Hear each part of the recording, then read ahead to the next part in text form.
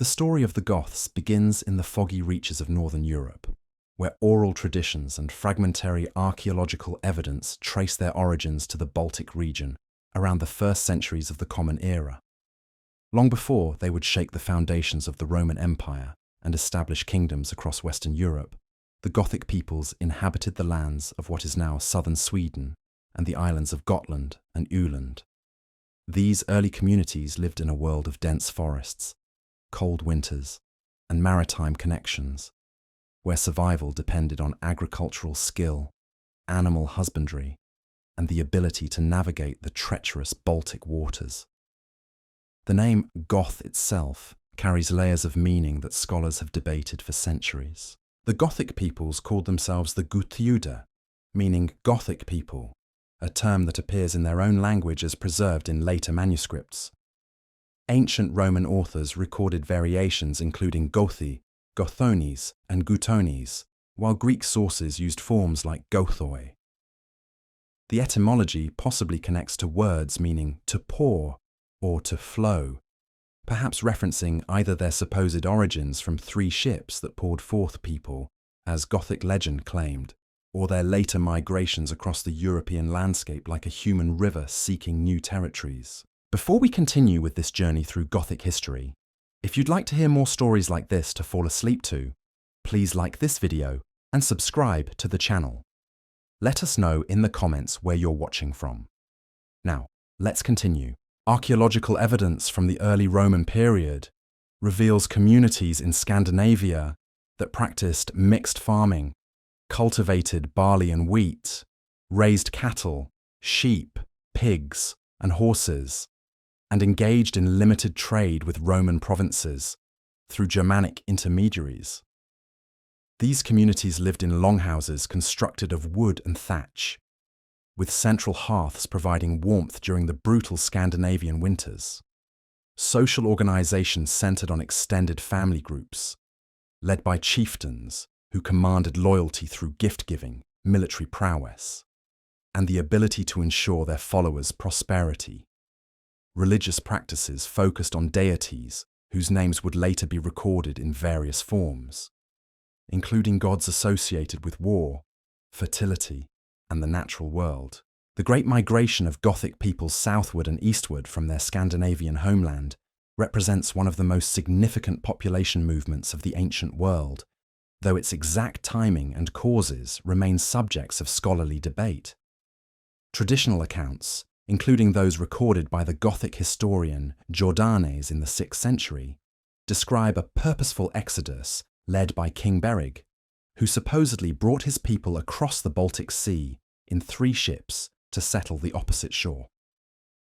While this origin story clearly contains legendary elements, archaeological evidence does support a gradual movement of peoples with material culture similar to that found in southern Scandinavia, appearing in regions south of the Baltic Sea beginning in the 1st century AD.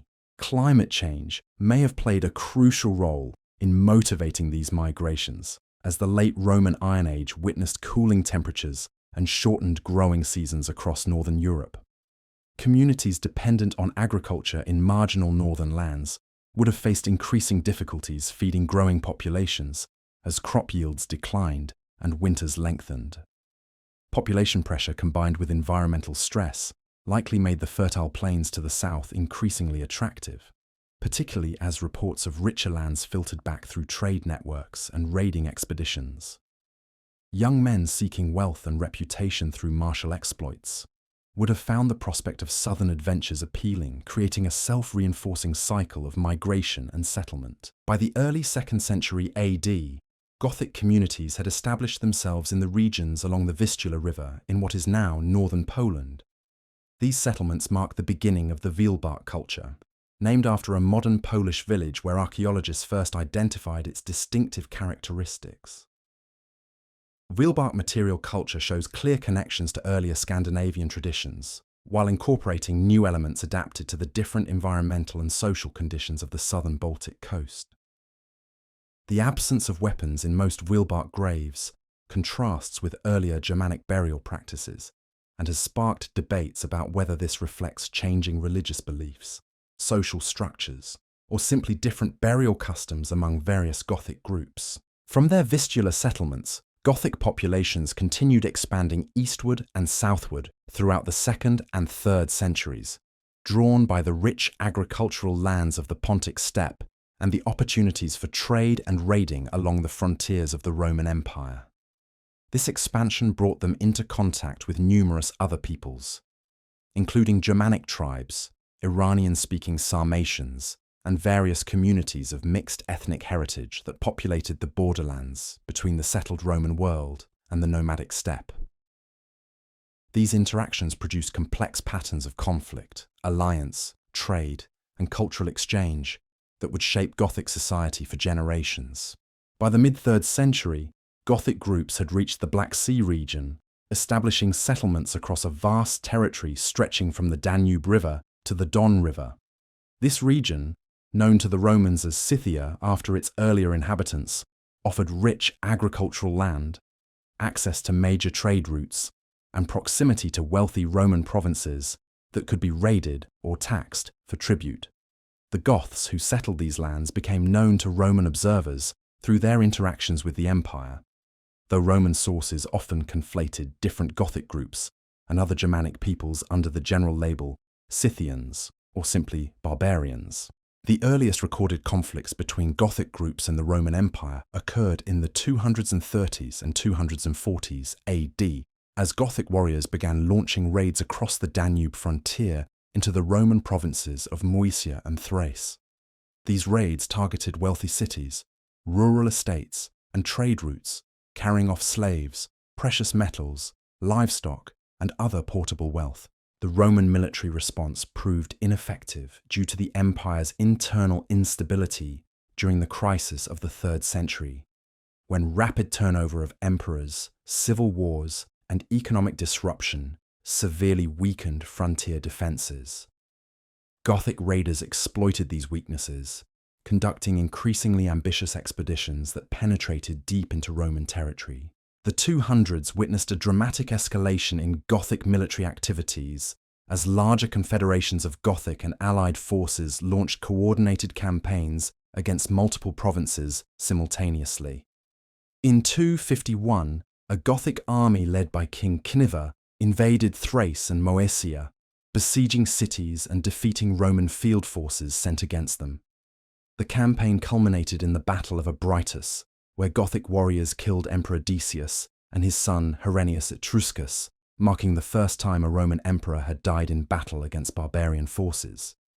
This shocking defeat demonstrated that Gothic military capabilities had evolved far beyond simple raiding, incorporating siege techniques, coordinated tactics, and the ability to defeat Roman legions in open battle. Following their victory at Abritus, Gothic groups launched a series of devastating seaborne raids against cities along the Black Sea coast and into the Aegean Sea. These naval expeditions, conducted from the 250s through the 270s, targeted wealthy cities that had previously considered themselves safe from barbarian attack due to their coastal locations and defensive walls. Gothic fleets, likely commandeered or crewed by experienced sailors from conquered peoples, sailed from the northern Black Sea coast around the western and southern shores, attacking cities in Thrace, Asia Minor, and Greece. Major urban centres including Byzantium, Nicomedia, Nicaea, Cyzicus, Ephesus, Athens, Sparta, and Corinth suffered Gothic raids during this period, with attackers looting temples, public buildings, and private homes before withdrawing with their plunder. These raids caused tremendous economic damage and social disruption throughout the eastern Roman provinces. Contemporary sources describe cities in flames, populations massacred or enslaved, and ancient temples containing priceless artwork and religious treasures stripped bare. The psychological impact may have been even greater than the material losses, as the inability of Roman military forces to protect even the most prestigious cities shattered assumptions about imperial security and Roman military superiority. Provincial populations began questioning whether the empire could fulfill its fundamental obligation to provide security. undermining the ideological foundations of Roman authority. The Roman response to Gothic raids gradually became more effective through the 260s and 270s as military emperors implemented reforms and concentrated resources on frontier defense. Emperor Gallienus reorganized the Roman army, creating mobile field forces that could respond rapidly to barbarian incursions rather than remaining fixed in static frontier fortifications. These reforms improved Roman tactical flexibility, though they required increased military expenditure that strained imperial finances. The appointment of energetic commanders to Danubian commands brought military expertise and political will to frontier defense, enabling more aggressive Roman operations against Gothic settlements north of the Danube.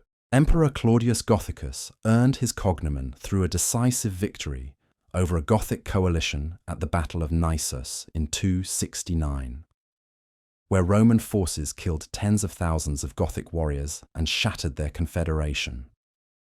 This victory marked a turning point in Roman-Gothic relations, demonstrating that reformed Roman armies could defeat even large Gothic forces and reclaim the military initiative along the Danube frontier. Subsequent campaigns by Claudius and his successor Aurelian further stabilized the frontier, though Roman authorities increasingly relied on negotiation and subsidies alongside military force to manage barbarian groups. The stabilization of the Danube frontier in the late 3rd century coincided with significant developments within Gothic society itself. The various Gothic groups that had migrated to the Black Sea region began coalescing into larger, more organized confederations united by common languages, cultural practices, and political structures. Two major groupings emerged during this period, later identified by Roman sources as the Tervingi and Gruthungi, though these names likely represented loose confederations rather than unified tribes with fixed identities. The Tervingi dominated territories west of the Dniester River, primarily in the regions between the Danube and Dniester, while the Gruthungi controlled lands further east between the Dniester and Don rivers. Gothic society in the 4th century exhibited increasing social stratification and political complexity. An aristocratic warrior elite emerged, distinguished by their ownership of horses, weapons, and elaborate jewelry, who controlled large agricultural estates, worked by dependent peasants and slaves captured in raids, or purchased from slave traders. These Gothic nobles built fortified settlements, patronized skilled craftsmen who produced sophisticated jewelry and weapons, and competed for followers through gift-giving and successful military leadership. Below the warrior aristocracy, free farmers worked their own land or that of noble patrons, providing military service when called upon and participating in assemblies that decided important community matters. At the bottom of the social hierarchy, slaves performed agricultural labor, domestic service, and craft production, their numbers constantly replenished through raids into Roman territory and wars with neighboring peoples. Political authority within Gothic communities rested primarily with these aristocratic families who could trace their ancestry to legendary heroes and claim divine favor. Kings or chieftains led through a combination of inherited status, demonstrated military success, and the loyalty of armed followers who expected generous rewards for their service. Political structures remained relatively decentralized, with individual kings or chieftains exercising authority over specific territories or groups, rather than unified tribal governments. Larger military expeditions against Roman territories required negotiation and alliance building among multiple Gothic leaders who agreed to cooperate for specific campaigns while maintaining their independent authority over their own followers. Religious practices among the 4th century Goths combined traditional Germanic paganism with influences from other cultures encountered during their migrations. Gothic religion revered multiple deities associated with war, agriculture, fertility, and natural phenomena, with priests or priestesses performing sacrifices and rituals at sacred groves, springs, and stone altars. Ancestor worship played an important role in Gothic spiritual life, with noble families maintaining traditions about their legendary forebears and performing ceremonies to honor deceased relatives. These pagan religious practices would face significant challenges from the spread of Christianity during the 4th century, though traditional beliefs remained influential even after official conversion. Roman diplomacy toward Gothic groups in the early 4th century emphasized controlling barbarian movements and military activities through a combination of payments, trade access, and political recognition of cooperative Gothic leaders. Emperor Constantine the Great incorporated Gothic warriors into Roman military units, providing employment and integrating them into imperial structures while removing potential raiders from frontier zones. Treaties granted certain Gothic groups permission to settle in Roman territory or trading rights at designated markets, creating economic incentives for maintaining peaceful relations. These diplomatic arrangements proved unstable, requiring constant renegotiation and enforcement, but they provided periods of relative peace along the Danube frontier that benefited both Romans and Goths. The conversion of Gothic peoples to Christianity represents one of the most significant cultural transformations in their history, fundamentally altering their religious worldview, social practices, and relationship with Roman civilization.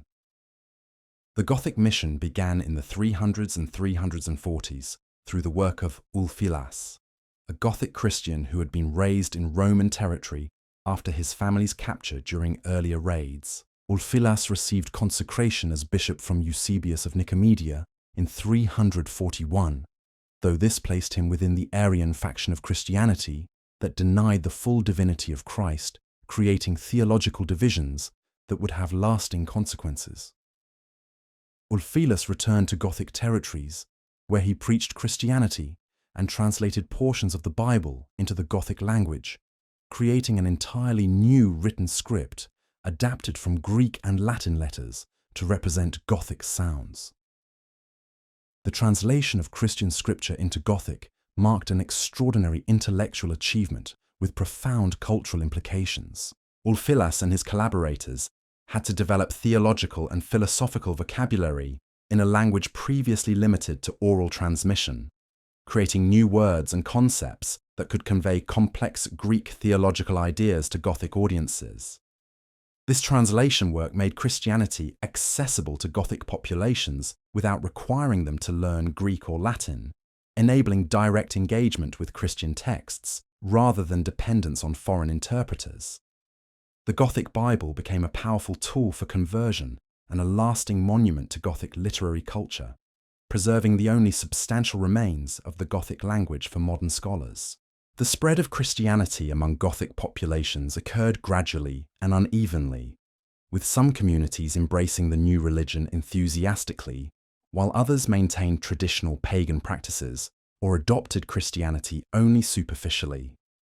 Gothic aristocrats played crucial roles in this process, as their conversion often brought their dependents and followers into the Christian community.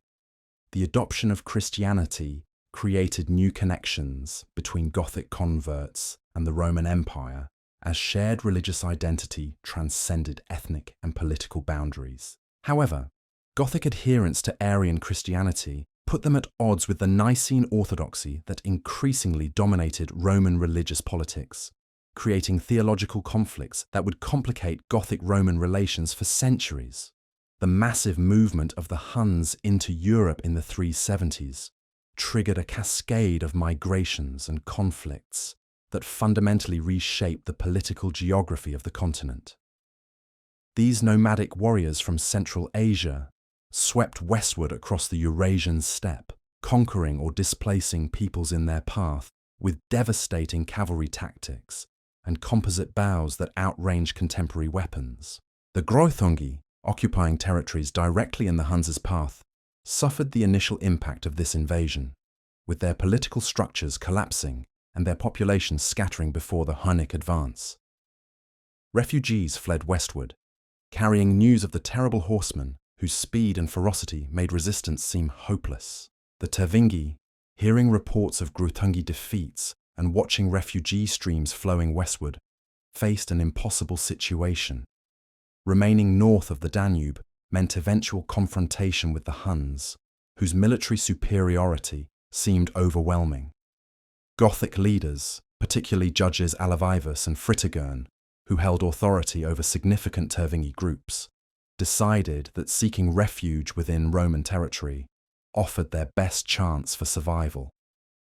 In 376, they sent embassies to Emperor Valens requesting permission to cross the Danube and settle within the empire as refugees, promising to provide military service in exchange for land and supplies. Emperor Valens, engaged in campaigns against Persia and needing military manpower, agreed to admit the Gothic refugees, seeing an opportunity to acquire barbarian soldiers without the expense of recruiting and training Roman troops. Roman officials received orders to allow the Goths to cross the Danube and to provide food and supplies during their resettlement. However, the actual implementation of these orders proved catastrophically inadequate. Corrupt Roman officials extorted the desperate Gothic refugees, demanding exorbitant payments for basic food supplies and even selling dog meat at premium prices. The promised land grants and supplies failed to materialize as tens of thousands of Gothic men, women and children camped along the Danube in deteriorating conditions. The situation rapidly descended into violence as starving Gothic refugees, watching their children die from hunger and disease, while Roman officials enriched themselves through extortion, lost faith in Roman promises, and began raiding for survival. Local Roman forces attempted to suppress these disturbances, but their limited numbers and the Goths' desperation created a volatile situation that exploded into open warfare.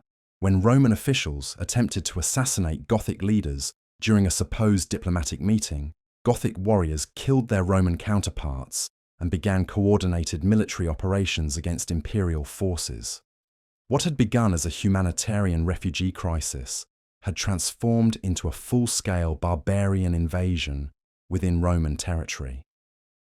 The Gothic War of 376 to 382 tested the Roman military system to its limits and exposed fundamental weaknesses in imperial frontier defences. Gothic warriors, now joined by escaped slaves, disaffected Roman peasants, and opportunistic raiders of various ethnic backgrounds, moved through Thrace and Moesia, defeating Roman forces sent against them and besieging cities that refused to open their gates. Emperor Valens led the main Roman army from his Persian campaigns to confront the Gothic threat, arriving in the Balkans in 378 and advancing rapidly toward the reported location of the main Gothic force near Adrianople. The Battle of Adrianople on August 9th, 378, stands as one of the most decisive military defeats in Roman history, comparable to the disasters at Cannae and Carrhae centuries earlier. Emperor Valens, apparently believing his forces significantly outnumbered the Goths and perhaps seeking sole glory for the expected victory, attacked before his nephew Gratian could arrive with Western reinforcements. The Roman army encountered the main Gothic force with their wagon lager arranged in a defensive circle, protecting their families and supplies. As Roman infantry engaged Gothic infantry in fierce fighting around the wagons, Gothic cavalry that had been foraging in the surrounding area returned and smashed into the exposed Roman flanks. The Roman army disintegrated under the combined pressure of Gothic infantry pushing forward from the wagon circle and cavalry attacking their flanks and rear. Roman soldiers, packed too tightly to use their weapons effectively and unable to retreat through the press of their own comrades, died in horrific numbers as Gothic warriors methodically slaughtered them. Emperor Valens himself perished in the fighting. His body never recovered from the carnage, and perhaps 2/3 of his army died with him. The few survivors fled in panic, carrying news of the catastrophe to Constantinople and across the empire.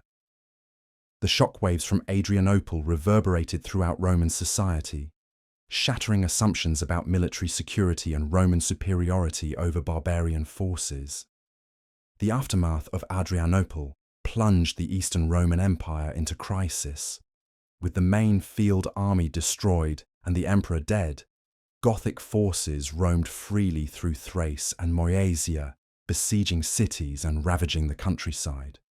Emperor Gratian appointed Theodosius, a capable military commander from Spain, as Augustus of the East, charging him with restoring order and resolving the Gothic threat. Theodosius proved unable to defeat the Goths militarily, as the devastated eastern provinces could not support another major army, and recruiting and training new troops required time the empire did not have. Instead, Theodosius pursued a diplomatic solution that would integrate the Goths into the empire rather than expelling or destroying them. The Treaty of 382 between Theodosius and the Gothic leaders established unprecedented terms that recognized Gothic groups as autonomous communities within Roman territory. The agreement allowed Goths to settle in Thrace and Moesia as complete communities under their own leaders, rather than being dispersed and integrated individually into Roman society. They would provide military contingents for Roman armies under their own commanders, maintaining their identity as Goths rather than becoming indistinguishable Roman soldiers. The treaty exempted Gothic communities from normal Roman taxation, with their military service constituting their primary obligation to the empire. These terms effectively created a barbarian nation within Roman territory, setting a precedent that would be repeated with other groups and gradually transforming the Western Empire. Gothic military contingents became increasingly important to Roman armies in the late 4th and early 5th centuries, as manpower shortages and the decline of traditional Roman military institutions made the empire dependent on barbarian soldiers.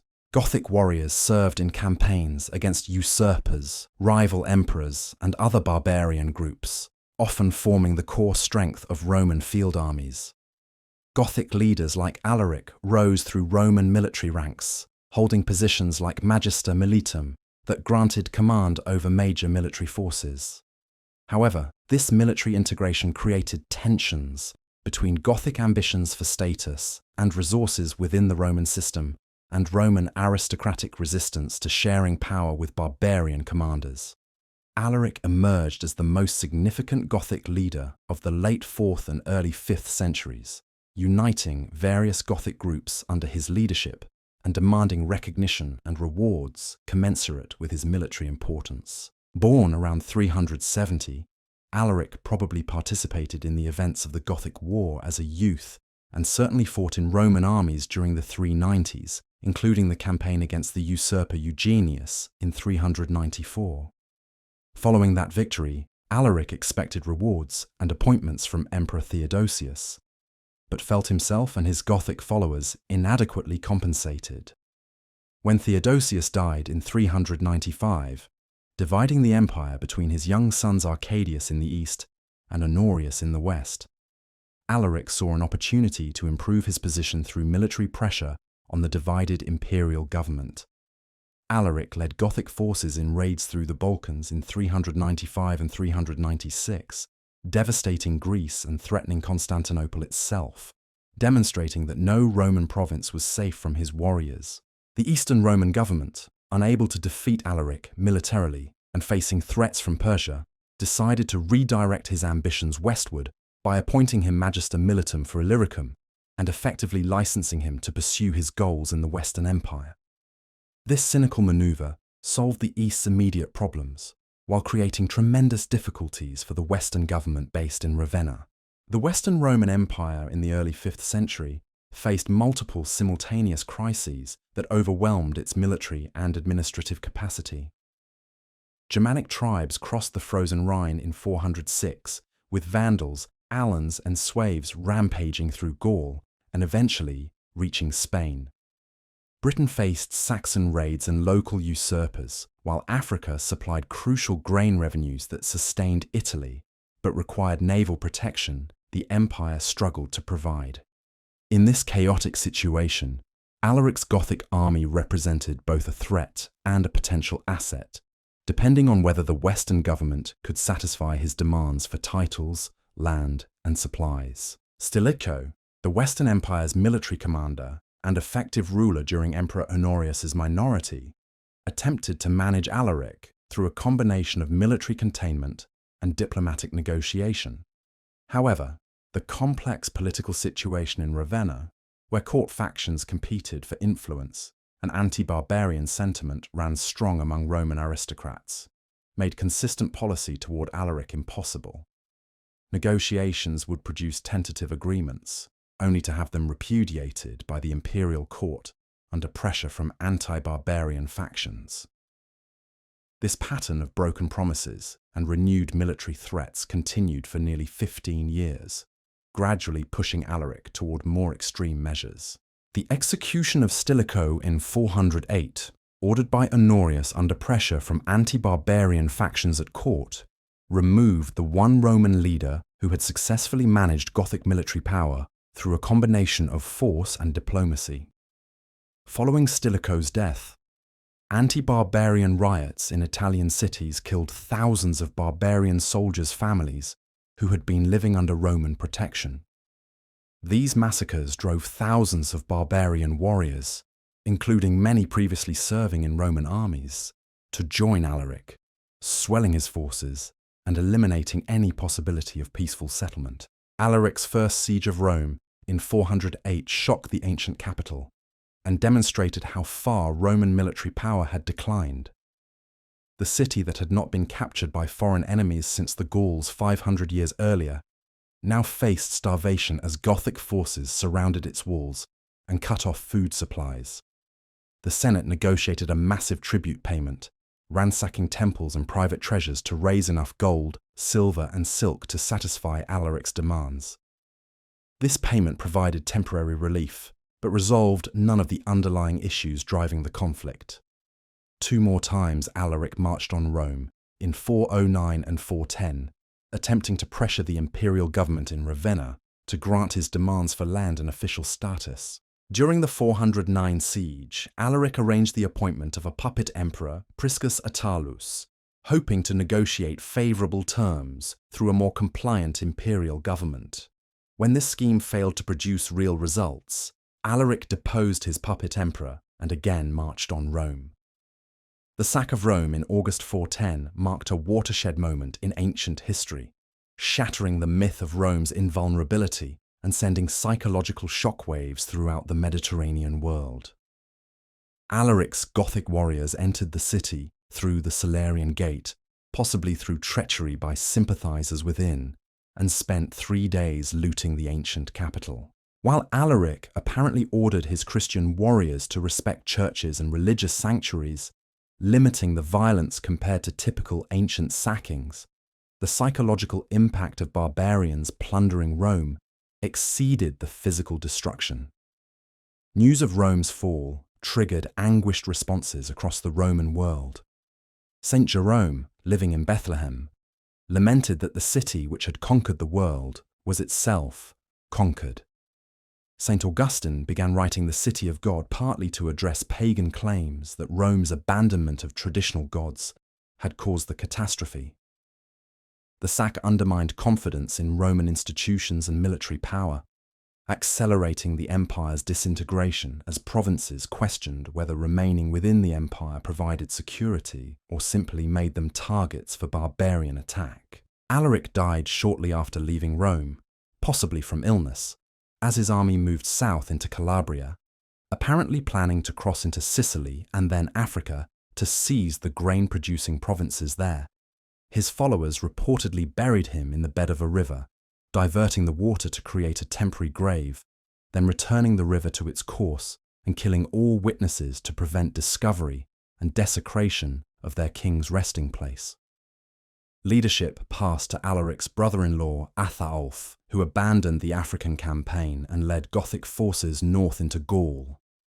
Athaulf's period of leadership from 410 to 415 saw a shift in Gothic strategy from raiding and extortion towards seeking permanent settlement within Roman territory as federates with recognized legal status. Athaulf famously stated that he initially dreamed of destroying Romania and replacing it with Gothia, but came to believe that Gothic military strength should support rather than replace Roman civilization, creating a renewed Romania with Gothic military power providing security. This vision of Romano-Gothic cooperation would influence later Gothic kingdoms, even as the Western Empire continued disintegrating.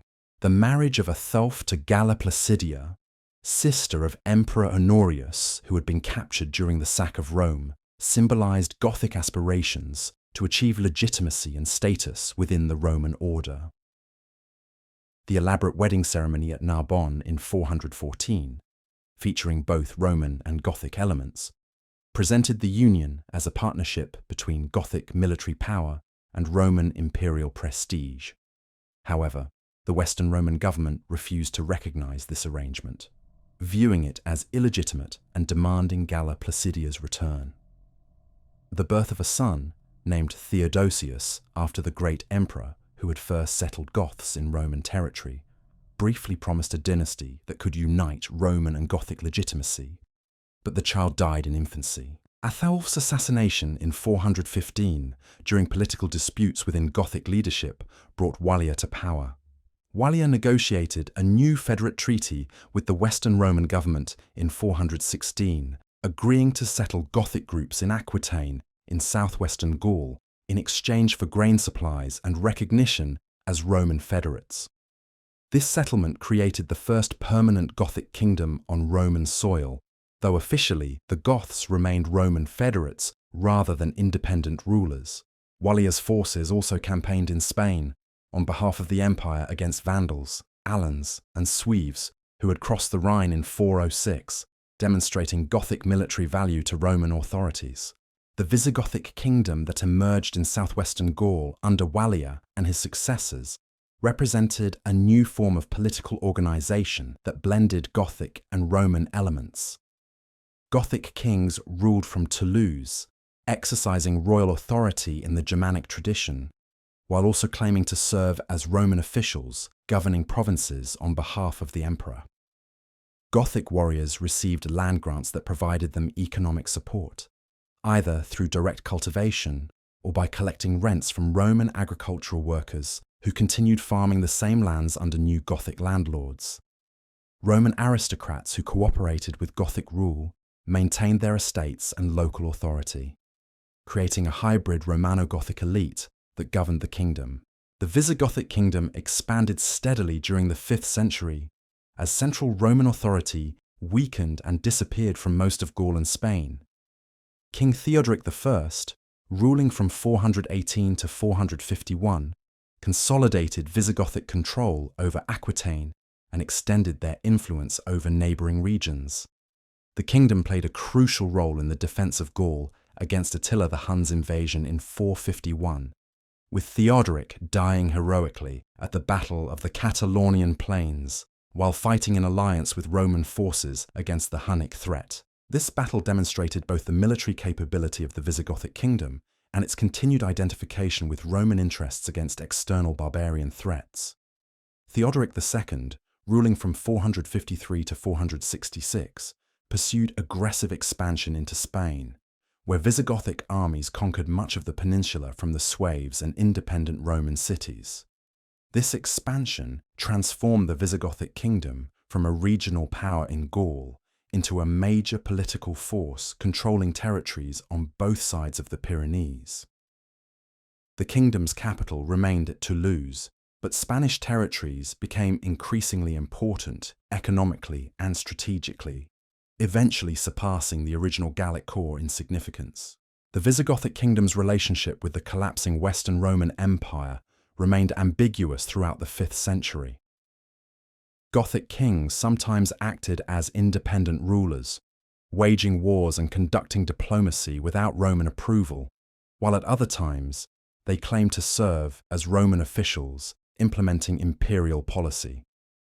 This ambiguity served Gothic interests, allowing them to exercise real power while maintaining useful fictions about Roman legitimacy.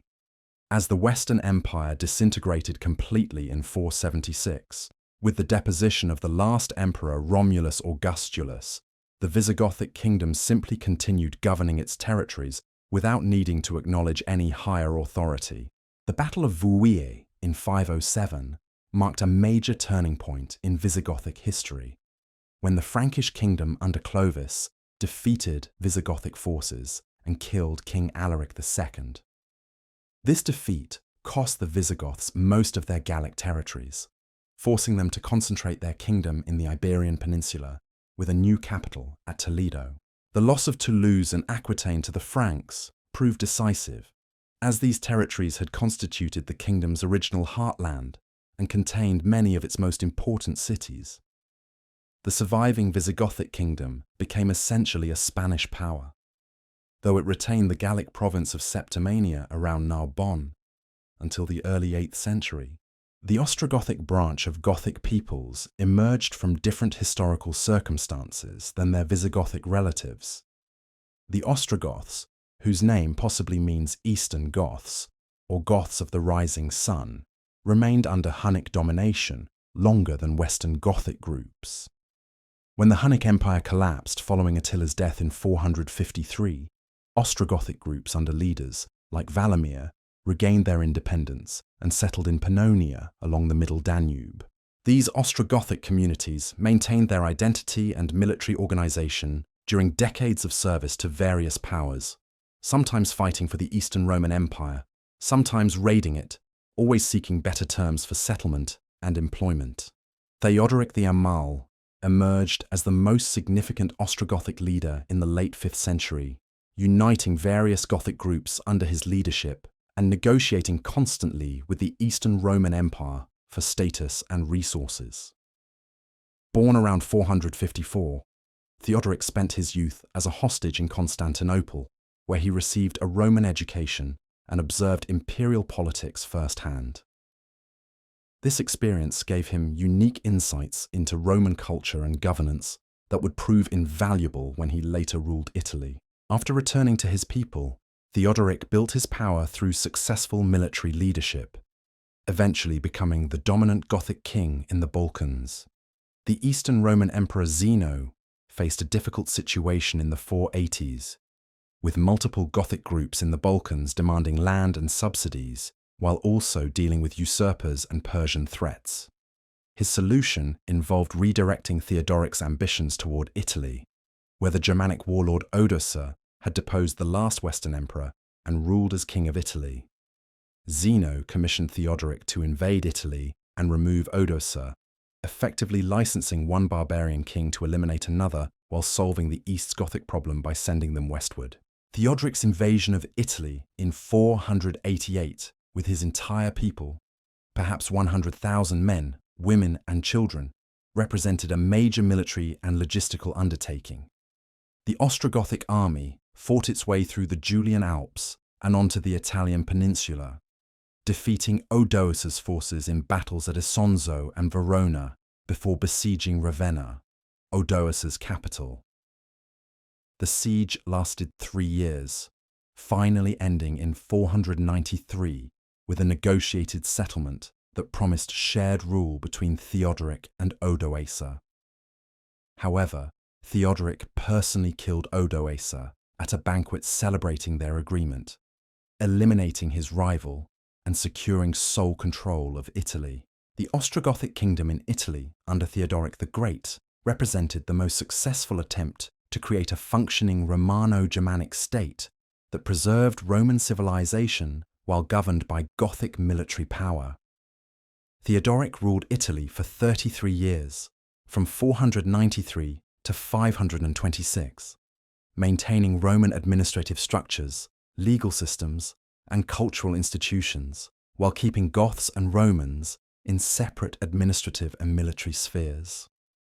Roman aristocrats continued governing civilian affairs and managing tax collection, while Gothic warriors provided military defense and maintained order, receiving land grants and subsidies in return for military service. Theodoric's government carefully balanced Gothic and Roman interests, attempting to create a stable system where both populations could prosper under unified rule. The king issued edicts applying Roman law to Roman subjects, while allowing Goths to maintain their own legal traditions. He appointed qualified Romans to high government positions, including Cassiodorus as his chief administrator and Boethius as Magister Officiorum, utilizing Roman expertise in governance while maintaining ultimate Gothic authority. This administrative segregation aimed to prevent conflicts between Roman and Gothic legal traditions, while creating a partnership where each group contributed its particular strengths to the common welfare. The physical infrastructure of Italy received significant attention under Theodoric's rule, as the king ordered repairs to aqueducts, roads, and public buildings throughout the peninsula. Ravenna, the capital, saw major building projects including churches and palaces that combined Roman architectural traditions with Gothic artistic sensibilities. The Palace of Theodoric, though only fragments survive today, featured elaborate mosaics depicting both classical Roman themes and representations of Gothic military power. These building projects provided employment, demonstrated the kingdom's prosperity, and symbolized continuity with Roman imperial traditions. Theodoric maintained active diplomatic relations with other Germanic kingdoms, marrying his daughters to Visigothic, Burgundian and Vandal kings, and his sister to the Frankish king, creating a network of alliances among the Romano-Germanic kingdoms that had emerged from the Western Empire's collapse. These diplomatic connections aimed to coordinate responses to potential Eastern Roman reconquest attempts and to manage conflicts among Germanic kingdoms without destructive warfare. For a brief period in the early 6th century, Theodoric's diplomatic network created something resembling an international system among post-Roman kingdoms. Religious policy presented Theodoric with his most difficult challenge, as the Ostrogoths remained Arian Christians while the Roman population followed Nicene orthodoxy supported by the Bishop of Rome. This theological division created constant tension, particularly as Eastern Roman emperors increasingly viewed Arianism as heresy requiring suppression. Theodoric generally pursued religious tolerance, allowing both Arian and Nicene Christians to practice freely and attempting to prevent religious conflicts from disrupting his kingdom's stability. However, late in his reign, fears of Roman disloyalty and Eastern interference led to harsher measures, including the executions of Boethius and his father-in-law Symmachus on charges of treason. The succession crisis following Theodoric's death in 526 exposed the fragility of his carefully balanced system. His grandson Alaric inherited the throne as a child under his mother Amalasuntha's regency, creating factional conflicts between Gothic warriors who resented being governed by a woman and Roman aristocrats who feared Gothic military domination without Theodoric's restraint. Amalasuntha attempted to provide Alaric with a Roman education, but Gothic military leaders demanded traditional warrior training, fearing that Roman learning would make the young king unfit to lead Goths in battle. The Eastern Roman Empire under Justinian I saw Theodoric's death and the subsequent instability as an opportunity to reconquer Italy and restore direct imperial control. Justinian's ambitions extended beyond Italy to include reconquering all former Western provinces, restoring the Mediterranean unity that had existed before the barbarian settlements. The Eastern Empire possessed substantial military and economic resources, accumulated during decades of relative stability while the West collapsed. Though the costs of Justinian's wars would ultimately prove unsustainable, the Gothic War that began in 535 would devastate Italy over nearly 20 years of brutal fighting between Gothic and Eastern Roman armies. Belisarius, Justinian's brilliant general, landed in Sicily in 535 with a relatively small force, quickly conquering the island before crossing to the Italian mainland. The initial Eastern Roman advance proceeded rapidly as Gothic resistance proved disorganized under weak leadership following Amalasuntha's murder. Belisarius captured Naples and then entered Rome, where he withstood a Gothic siege in 537 to 538 that tested both his military skill and his soldiers' endurance. The election of Vitiges as Gothic king in 536 represented the Gothic kingdom's attempt to find strong military leadership capable of defeating the Eastern Roman invasion. Vitiges had earned respect as a capable military commander, though he lacked royal ancestry or connection to Theodoric's Amal dynasty. His siege of Rome failed to dislodge Belisarius, and subsequent campaigns saw Gothic forces repeatedly defeated in battles where superior Eastern Roman tactics and discipline overcame Gothic numerical advantages. The capture of Ravenna in 540 appeared to end the Gothic War, with Vitiges surrendering to Belisarius and agreeing to retire to Constantinople with honour. However, Justinian's refusal to grant the Goths acceptable peace terms sparked renewed resistance under Totila, who emerged as the most capable Gothic military leader of the entire war. Totila's election as king in 541 began a remarkable period of Gothic resurgence, as he rebuilt Gothic military power and reconquered most of Italy from Eastern Roman forces weakened by plague and Justinian's reductions in troop strength. Totila's campaigns from 541 to 552 demonstrated sophisticated strategy and tactical skill that repeatedly defeated Eastern Roman armies despite their technological and training advantages. He avoided pitched battles where possible, instead using mobility and surprise to capture cities and isolate Eastern Roman garrisons. Gothic forces under Totila recaptured Rome itself in 546, though they later abandoned it when unable to hold it against Eastern Roman relief forces. Totila also built a Gothic fleet that raided Eastern Roman holdings in the Adriatic and Mediterranean, Sicily and Sardinia, demonstrating Gothic adaptability to naval warfare. The Eastern Roman response to Gothic resurgence came through Narses, an elderly eunuch general who arrived in Italy in 552 with substantial reinforcements and financial resources. Narses proved a more cautious and methodical commander than Belisarius, carefully positioning his forces and avoiding the mistakes that had plagued earlier Eastern Roman campaigns. The decisive Battle of Taginae in 552 pitted Narses's army against Totila's Gothic forces in a carefully chosen defensive position where Eastern Roman archery could devastate Gothic cavalry charges. Totila died from wounds received at Taginae, depriving the Goths of their most capable leader at the critical moment.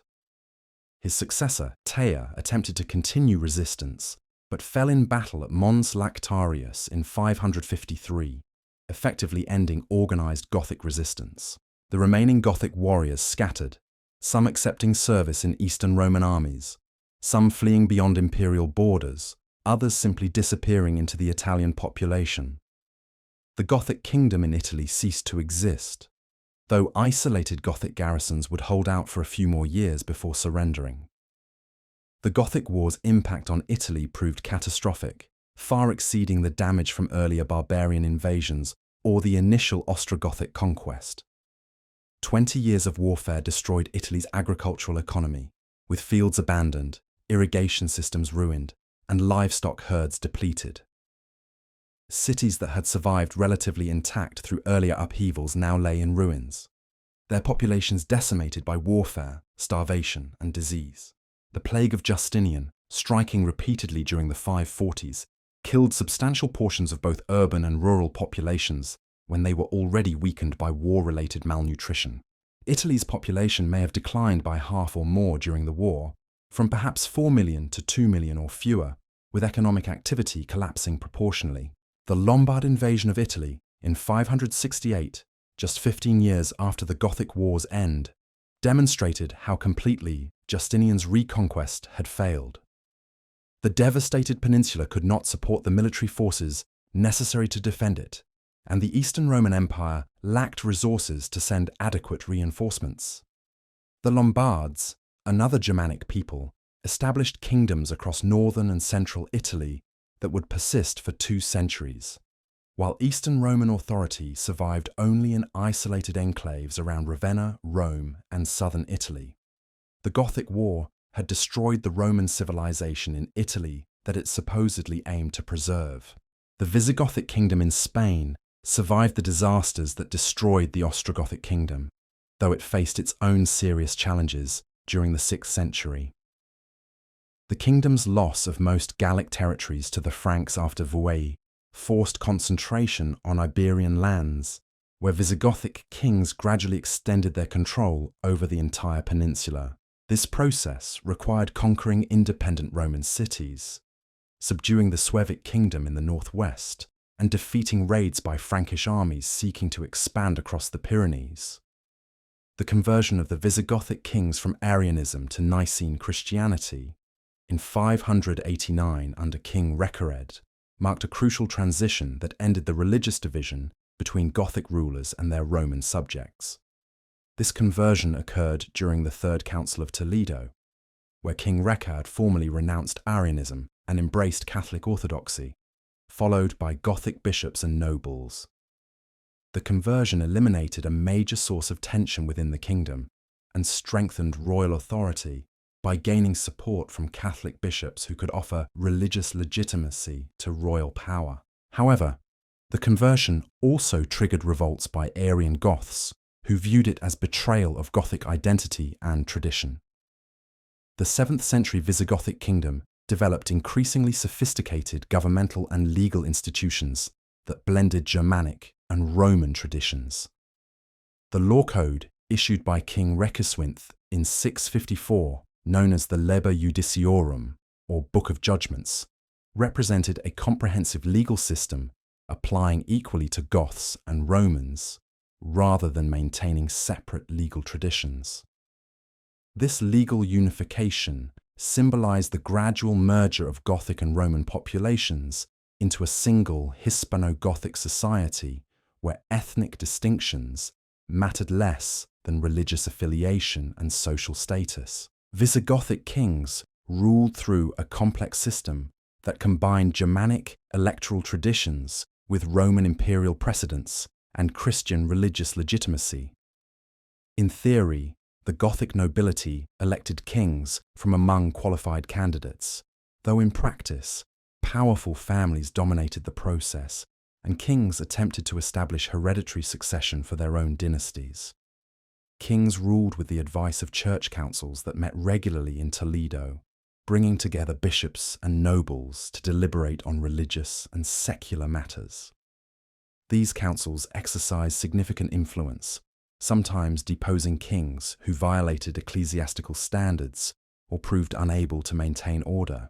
The persistent instability of Visigothic political succession, with frequent rebellions, depositions, and assassinations, weakened the kingdom throughout the 7th century. Between 610 and 711, 17 different kings ruled, with only a few dying natural deaths while in power. This instability resulted partly from the elective nature of kingship, which encouraged ambitious nobles to pursue the throne through force, and partly from the kingdom's ethnic and regional diversity, which made maintaining centralized authority difficult.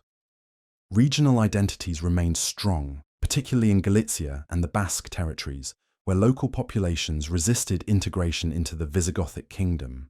Economic conditions in 7th century Spain showed signs of decline from earlier prosperity, with reduced trade connections, urban contraction, and simplified material culture, suggesting economic regression.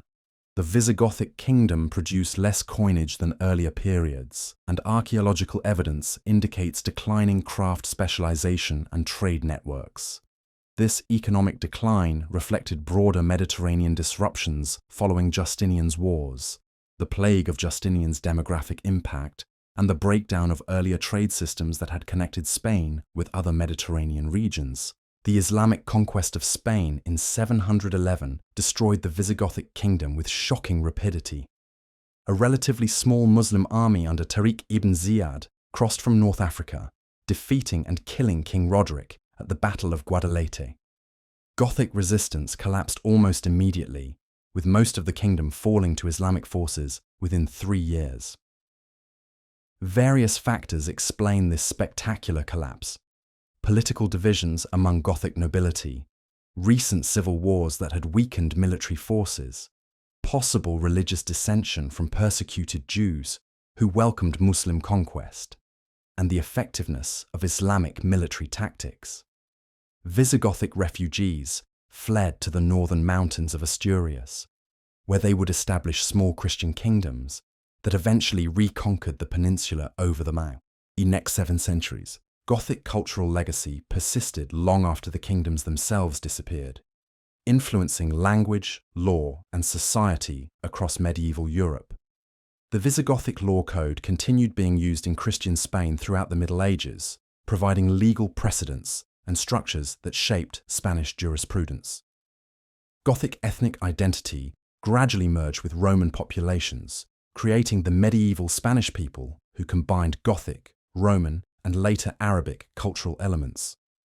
The Visigothic royal tradition influenced medieval Spanish kingdoms, which claimed descent from Gothic kings and portrayed the Reconquista as restoration of Gothic rule over Spain. Gothic artistic and architectural traditions influenced medieval art, particularly in Spain and Italy.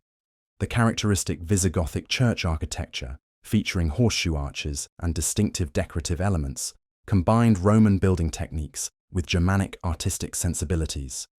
Visigothic metalwork and jewellery displayed sophisticated craftsmanship and distinctive styles that influenced later medieval artisans. The fusion of Roman, Germanic, and Christian elements in Gothic art prefigured the cultural synthesis that characterized medieval European civilization. The Gothic language, preserved primarily through Ulfilas's Bible translation, survived in the Crimea until possibly the 17th century, according to reports by travelers who encountered communities claiming Gothic ancestry and speaking a Germanic language distinct from other local tongues. However, Gothic as a living language essentially died with the destruction of the Gothic kingdoms, leaving only the 4th century biblical translation as substantial evidence of Gothic linguistic characteristics.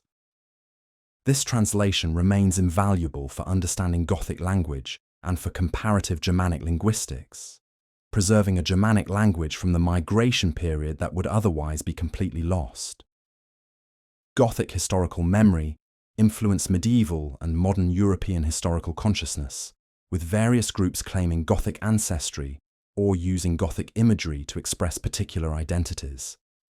Medieval Spanish nobility claimed descent from Gothic kings, using this supposed ancestry to justify their social status and political authority.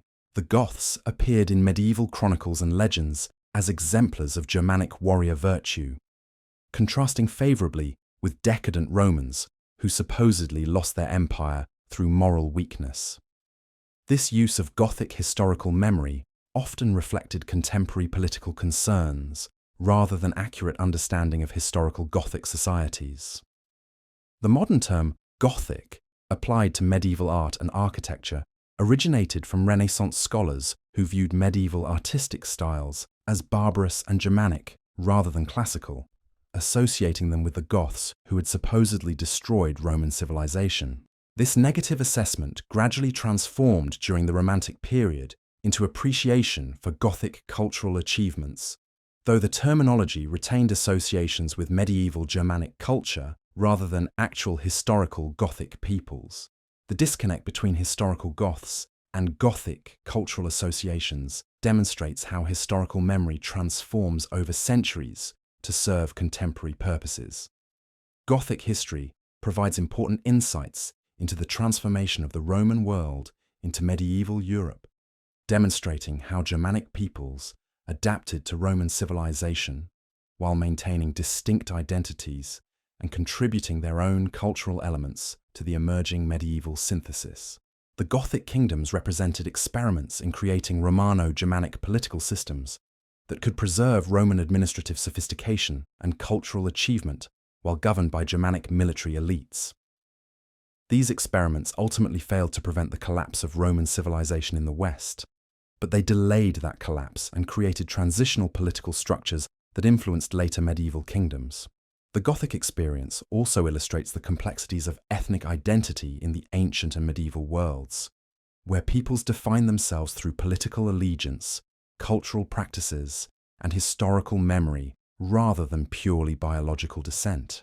Gothic groups absorbed individuals and communities from numerous ethnic backgrounds during their migrations, with Gothic identity depending more on adherence to Gothic political leadership and cultural norms than genetic ancestry. This fluidity of ethnic boundaries challenges modern nationalist narratives that assume fixed ethnic identities, demonstrating instead that historical ethnic groups constantly evolved through incorporation of diverse populations. The military role of Gothic warriors in late Roman armies and the successor kingdoms established patterns that continued throughout the medieval period, with professional warriors forming a distinct social class that monopolized military expertise and dominated political authority. The Gothic precedent of barbarian warriors serving in Roman armies while maintaining separate ethnic identity prefigured the later medieval system where military service defined aristocratic status and political power. The transformation of Gothic warriors, from Roman auxiliaries to kingdom builders, demonstrated how military power could be converted into political authority when central imperial control weakened. Religious dimensions of Gothic history reveal the complex relationship between Christianity and Germanic culture during the transformation of the Roman world. The Goths' adherence to Arian Christianity after their initial conversion created theological conflicts with Roman Nicene orthodoxy that complicated Gothic integration into Roman society and provided Roman authorities with ideological justifications for viewing Goths as heretical outsiders. The eventual conversion of Visigothic kings to Catholicism demonstrated how religious conformity could facilitate political integration, though it also sparked resistance from Goths who viewed Arianism as part of their distinct Gothic identity. The archaeological study of Gothic material culture has transformed understanding of Gothic society, supplementing and sometimes contradicting literary sources. Distinctive Gothic jewelry styles, particularly fibulae and other decorative metalwork, appear across regions where Gothic groups settled, allowing archaeologists to trace Gothic movements and identify Gothic cemeteries. However, interpreting this material evidence requires caution, as similar artifact styles might indicate cultural influence rather than ethnic identity, and the relationship between material culture and ethnicity remains debated among archaeologists. Gothic military tactics evolved considerably during their centuries of warfare against Roman armies and other opponents. Early Gothic warfare emphasized infantry combat supported by limited cavalry, reflecting their origins in forested northern regions where cavalry played secondary roles. Contact with nomadic peoples on the Pontic steppe exposed Goths to cavalry tactics and horse breeding practices that they gradually incorporated into their military systems. By the 5th century, Gothic armies combined infantry and cavalry more effectively, with heavy cavalry playing increasingly important roles in major battles. The logistics of Gothic migrations and military campaigns required remarkable organizational capabilities. Moving entire peoples, including warriors, women, children, elderly, livestock, and material goods, across hundreds or thousands of miles through hostile or unfamiliar territories, demanded sophisticated planning and coordination. Gothic leaders needed to ensure food supplies, organize defensive formations that could protect vulnerable non-combatants, negotiate passage through other groups' territories, and maintain social cohesion during years of travel. These logistical achievements rivaled Gothic military victories in demonstrating their capabilities. Gothic agricultural practices adapted to the diverse environments they inhabited during their migrations from Scandinavia to the Mediterranean. In Scandinavian and Northern European territories, Gothic communities practiced mixed farming, emphasizing grain cultivation, livestock raising, and limited horticulture, suitable for cold climates and shorter growing seasons. After settling in the Pontic steppe region, Gothic groups adapted to steppe pastoralism while maintaining agricultural practices in river valleys. Settlement in Roman provinces exposed Goths to Mediterranean agricultural techniques, including olive cultivation, viticulture, and intensive grain farming supported by irrigation systems. The social structure of Gothic communities evolved significantly during their history, from relatively egalitarian tribal societies in Scandinavia to highly stratified kingdoms with elaborate aristocratic hierarchies by the 6th century. This transformation reflected both internal social developments and adaptation to Roman imperial models. Early Gothic society probably distinguished primarily between free farmers who participated in communal military expeditions and leaders who commanded through personal prestige and military success. By the late Empire period, Gothic society exhibited clear class divisions between warrior aristocrats, free farmers, dependent peasants, and slaves, with wealth and status increasingly concentrated among elite families. Gothic women's roles in society varied by social class and historical period, with sources providing frustratingly limited information about women's daily lives and experiences. Elite Gothic women sometimes exercised significant political influence, particularly when serving as regents for minor sons, or when acting as diplomatic intermediaries between Gothic kings and Roman authorities. Amalasuntha's regency for her son Alaric and Galla Placidia's political career demonstrate that elite Gothic women could wield substantial power despite male-dominated political structures. However, reconstructing the experiences of ordinary Gothic women remains difficult due to source limitations. The fate of individual Gothic groups after the kingdom's destruction varied considerably. Many Goths in Italy and Spain gradually merged with local populations, abandoning distinct Gothic identity as political circumstances made such identity irrelevant or dangerous. Others maintained Gothic consciousness for generations in isolated communities, particularly in mountainous regions or areas with limited contact with successor governments. Some Gothic warriors entered service in various armies, carrying military skills and cultural traditions to new contexts. The diversity of these outcomes demonstrates that ethnic groups need not share common fates when political circumstances change. Gothic interactions with other Germanic peoples, including Franks, Vandals, Burgundians, Lombards, and others, created complex patterns of cooperation, competition, and conflict. These relationships ranged from military alliances against common Roman enemies to bitter rivalries over territory and resources. The Gothic kingdoms maintained diplomatic relations with other Germanic kingdoms through marriage alliances, embassies, and treaties that recognized mutual interests while managing conflicts. These inter-Germanic relationships formed a proto-international system among post-Roman kingdoms that operated alongside relationships with the surviving Eastern Roman Empire. The economic foundations of Gothic kingdoms combined traditional Germanic practices with Roman fiscal systems inherited from the territories they governed. Gothic warriors initially supported themselves through raiding and tribute extracted from conquered peoples. But settlement within Roman territories required developing more sustainable economic systems.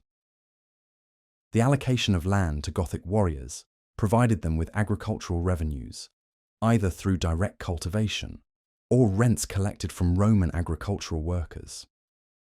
Royal treasuries collected taxes from Roman provincial populations using inherited administrative systems, while Gothic warriors' military service obligations replaced the taxation they would have paid as Roman citizens. Gothic naval capabilities developed surprisingly quickly, considering their origins in non-maritime cultures. The seaborne raids of the 3rd century demonstrated that Goths could adapt to naval warfare, whether by capturing vessels from coastal peoples, employing experienced sailors from conquered populations, or learning seafaring skills themselves. Later, Gothic kingdoms maintained fleets for both military purposes and trade protection, with the Ostrogothic kingdom particularly emphasizing naval power to defend Italy's long coastlines and maintain communications with distant territories. The cultural achievement of the Gothic kingdoms in preserving and transmitting Roman civilization to medieval Europe deserves recognition alongside their military accomplishments and political experiments. Gothic rulers like Theodoric patronized Roman scholars, maintained Roman schools and libraries, supported building programs that preserved Roman architectural traditions, and attempted to continue Roman legal and administrative systems. While these efforts ultimately failed to prevent civilization's regression, they delayed that decline and preserved knowledge that would contribute to later medieval and Renaissance cultural developments. Gothic history ultimately represents a crucial transitional period in European history, linking the Roman Empire with medieval Christian civilization. The Gothic people's migrations, their military conflicts with Rome, their gradual Christianization, their creation of Romano-Germanic kingdoms, and their final absorption into medieval populations all contributed to the transformation of Europe from the ancient to the medieval world. Understanding Gothic history requires appreciating both their genuine achievements and the broader historical forces that shaped their experiences and limited their options. The Gothic centuries mark a fascinating period when established civilization confronted outside warriors who would become the founders of medieval kingdoms, creating new political and cultural syntheses that shaped European development for centuries to come. The material culture of Gothic societies provides archaeological evidence that complements and sometimes challenges literary sources about Gothic life. Gothic burials from various periods reveal changing funeral practices that reflect both cultural continuity and adaptation to new circumstances. Early Gothic graves in Scandinavian and Northern European contexts often contained weapons, tools, and personal ornaments that accompanied the deceased into the afterlife, suggesting belief systems that anticipated continued existence requiring material goods. Later burials in Roman territories sometimes showed Christian influence, with reduced grave goods and orientation consistent with Christian burial practices. Though many Gothic communities maintained traditional burial customs long after official conversion to Christianity, Gothic jewellery exhibited distinctive artistic styles that combined Germanic geometric patterns with influences from various peoples encountered during their migrations. Fibulae, the decorative brooches used to fasten clothing, appeared in numerous styles specific to different Gothic groups and time periods. The elaborate gold and garnet cloisonné work that characterized some high-status Gothic jewellery demonstrated sophisticated metalworking techniques and access to precious materials from distant sources. These prestige objects served both practical and symbolic functions, displaying the wearer's wealth and social status while expressing cultural identity through their distinctive artistic styles. The organization of Gothic settlements evolved considerably as communities adapted to different environments and political circumstances. In Scandinavian and Northern European contexts, Gothic settlements typically consisted of dispersed farmsteads supporting extended family groups, with larger communities gathering for seasonal festivals, religious ceremonies, or military assemblies. After settling in the Pontic steppe region, some Gothic groups adopted more concentrated settlement patterns influenced by contact with steppe nomads and sedentary agricultural peoples. Settlement in Roman provinces exposed Goths to urban living, though most Gothic populations continued residing in rural areas where they could practice familiar agricultural lifestyles. The relationship between Gothic military power and political authority centered on the ability of leaders to provide their followers with opportunities for wealth acquisition and social advancement through successful warfare. Gothic kings and chieftains who led profitable raids or negotiated favorable treaties with Roman authorities could attract followers from diverse backgrounds, as success, rather than ancestry, often determined leadership in the chaotic conditions of the migration period. This created competitive political environments where leaders constantly needed to demonstrate their worth through military victories, successful diplomacy, or generous distribution of captured wealth to their warriors. Gothic military equipment evolved through contact with Roman armies and other peoples, incorporating new weapons and armor while maintaining traditional Germanic elements. Early Gothic warriors fought primarily with spears, shields, and single-edged swords, wearing minimal armor beyond the shields that provided their main defense. Wealthy warriors might possess chainmail shirts, helmets, and higher quality weapons, creating visible distinctions between elite and common fighters.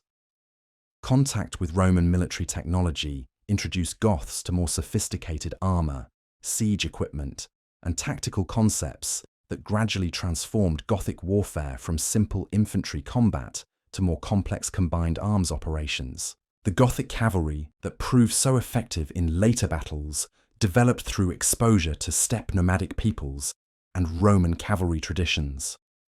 Horses had played limited roles in early Germanic warfare due to the forested environments of northern Europe and the expense of maintaining war horses. Settlement in the Pontic steppe provided access to excellent grazing lands and contact with peoples whose entire military systems centered on cavalry. Gothic aristocrats adopted horse breeding and cavalry tactics, eventually developing heavy cavalry capable of devastating charges against infantry formations. This military evolution contributed to Gothic battlefield successes against Roman armies that had not yet adapted to the changing character of warfare. The logistics of supplying Gothic armies presented constant challenges that influenced strategic decisions and campaign planning. Unlike Roman armies with their sophisticated supply systems and permanent fortifications, Gothic forces often relied on foraging from the countryside and capturing Roman supply depots. This dependence on local resources limited how long Gothic armies could remain in any area before depleting available supplies and forced them to keep moving to find fresh sources of food and fodder.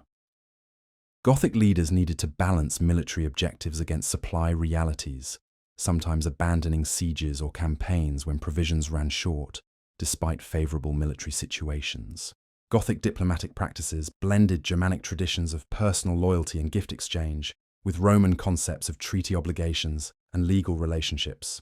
Gothic leaders negotiated with Roman authorities through embassies that exchanged proposals, demands, and offers while attempting to assess each side's real intentions and capabilities.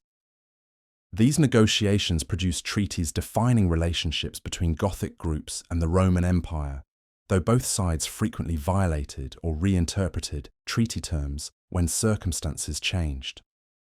The instability of these diplomatic arrangements reflected the fundamental incompatibility between Gothic desires for independence and resources and Roman expectations that barbarians would submit to imperial authority. The cultural exchange between Goths and Romans occurred through multiple channels including military service, trade, diplomatic contact, and the movement of individuals between Gothic and Roman societies.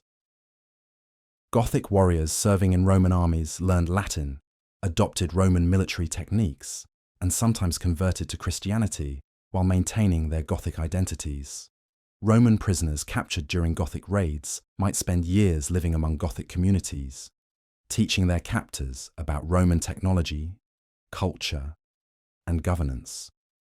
These interpersonal contacts facilitated cultural transmission, even during periods of military conflict, creating networks of shared knowledge that helped Gothic leaders understand and eventually govern Roman populations. The economic systems of Gothic kingdoms attempted to maintain Roman prosperity while adapting to changed circumstances. Gothic rulers collected taxes from Roman agricultural populations using inherited administrative structures, though collection efficiency probably declined as expertise was lost and record-keeping deteriorated. The continued use of Roman coinage facilitated trade and tax collection, though Gothic kingdoms gradually debased their coinages or ceased producing coins altogether as their economic situations deteriorated. Urban economies struggled under Gothic rule, with reduced long-distance trade, declining craft specialization, and population losses weakening cities that had been centers of Roman civilization. Gothic artistic production reflected the synthesis of Germanic, Roman, and Christian influences that characterized their kingdoms. Manuscript illumination in Visigothic Spain developed distinctive styles combining Germanic decorative elements with Roman and Byzantine artistic traditions, creating visual aesthetics that anticipated later medieval illuminated manuscripts. Architecture in Gothic kingdoms incorporated Roman building techniques and forms while adding distinctive elements that reflected Gothic preferences and Christian religious requirements. The resulting architectural styles represented neither purely Roman nor purely Germanic traditions, but creative syntheses adapted to specific contexts and purposes. The educational systems in Gothic kingdoms struggled to maintain Roman learning while adapting to changed social and economic circumstances. The schools that had educated Roman elites declined as urban centres contracted and wealthy patrons disappeared, though some instruction continued under church auspices. Gothic aristocrats showed varying interest in Roman education, with some enthusiastically embracing classical learning, while others viewed it as unnecessary for warriors, or even dangerous to Gothic military virtue. The tension between maintaining classical education and training warriors reflected broader conflicts about whether Gothic kingdoms should preserve Roman civilization or represent distinct Germanic alternatives. The medical knowledge available in Gothic kingdoms combined folk remedies from Germanic traditions, Roman medical texts and practices, and Christian religious healing.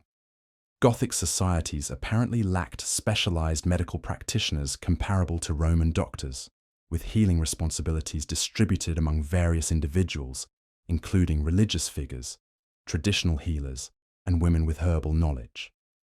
Archaeological evidence suggests that Gothic populations suffered from various diseases and injuries, with skeletal remains showing signs of malnutrition, infectious diseases, violent trauma, and inadequate medical care compared to earlier Roman periods.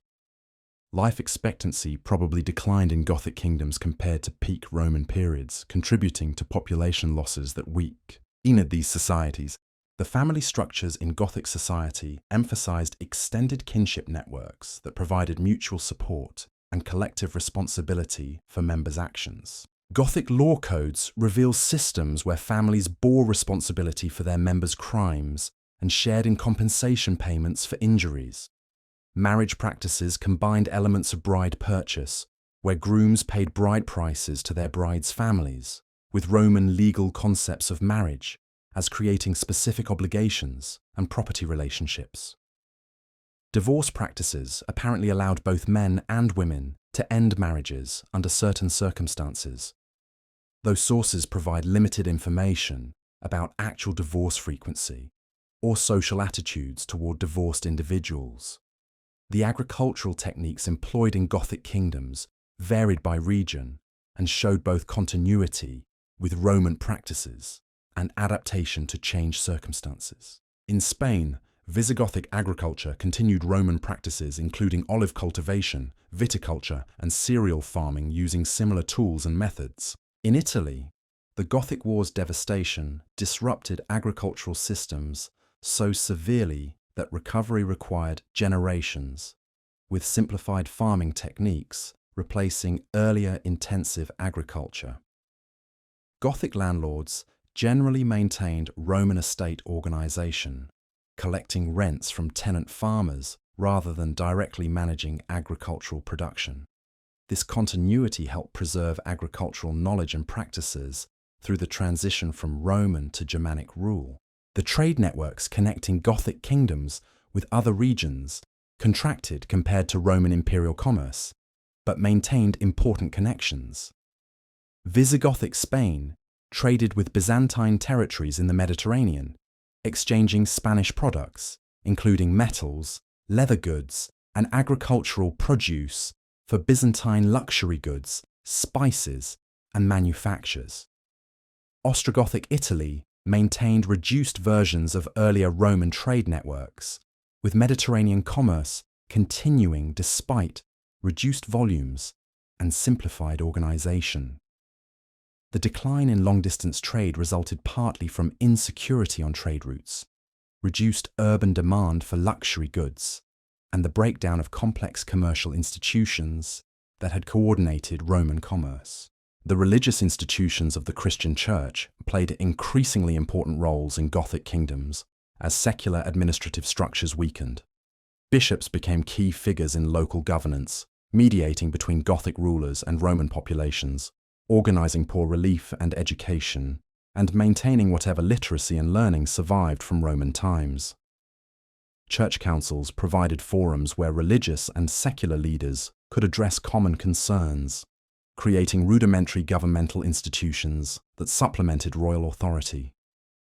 Monasteries preserved manuscripts and learning while providing social services, including hospitality for travelers, care for the sick, and education for some students.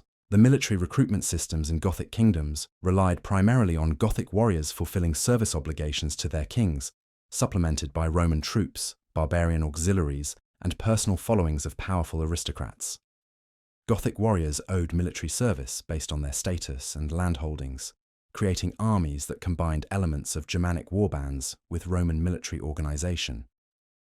The quality and reliability of these forces varied considerably, with elite Gothic cavalry forming highly effective military units, while less wealthy warriors fought as infantry with variable training and equipment. The kingdom's military capabilities fluctuated, depending on whether they could maintain their warriors' loyalty through successful campaigns and generous rewards. The succession practices in Gothic kingdoms attempted to balance Germanic traditions of elective kingship with desires for hereditary dynastic succession. The theoretical requirement that Gothic nobles elect kings from qualified candidates meant that royal succession remained contested, with multiple candidates often claiming the throne when kings died. Powerful aristocratic families dominated these elections, using their military followings and political networks to promote their preferred candidates. Successful kings attempted to designate their sons as successors, building support during their reigns that might ensure smooth transitions.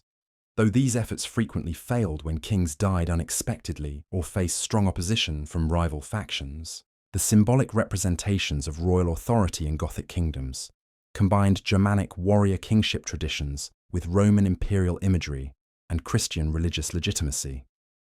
Gothic kings appeared in royal regalia, including crowns, scepters, and elaborate clothing that expressed their exalted status, often incorporating elements borrowed from Roman imperial costume.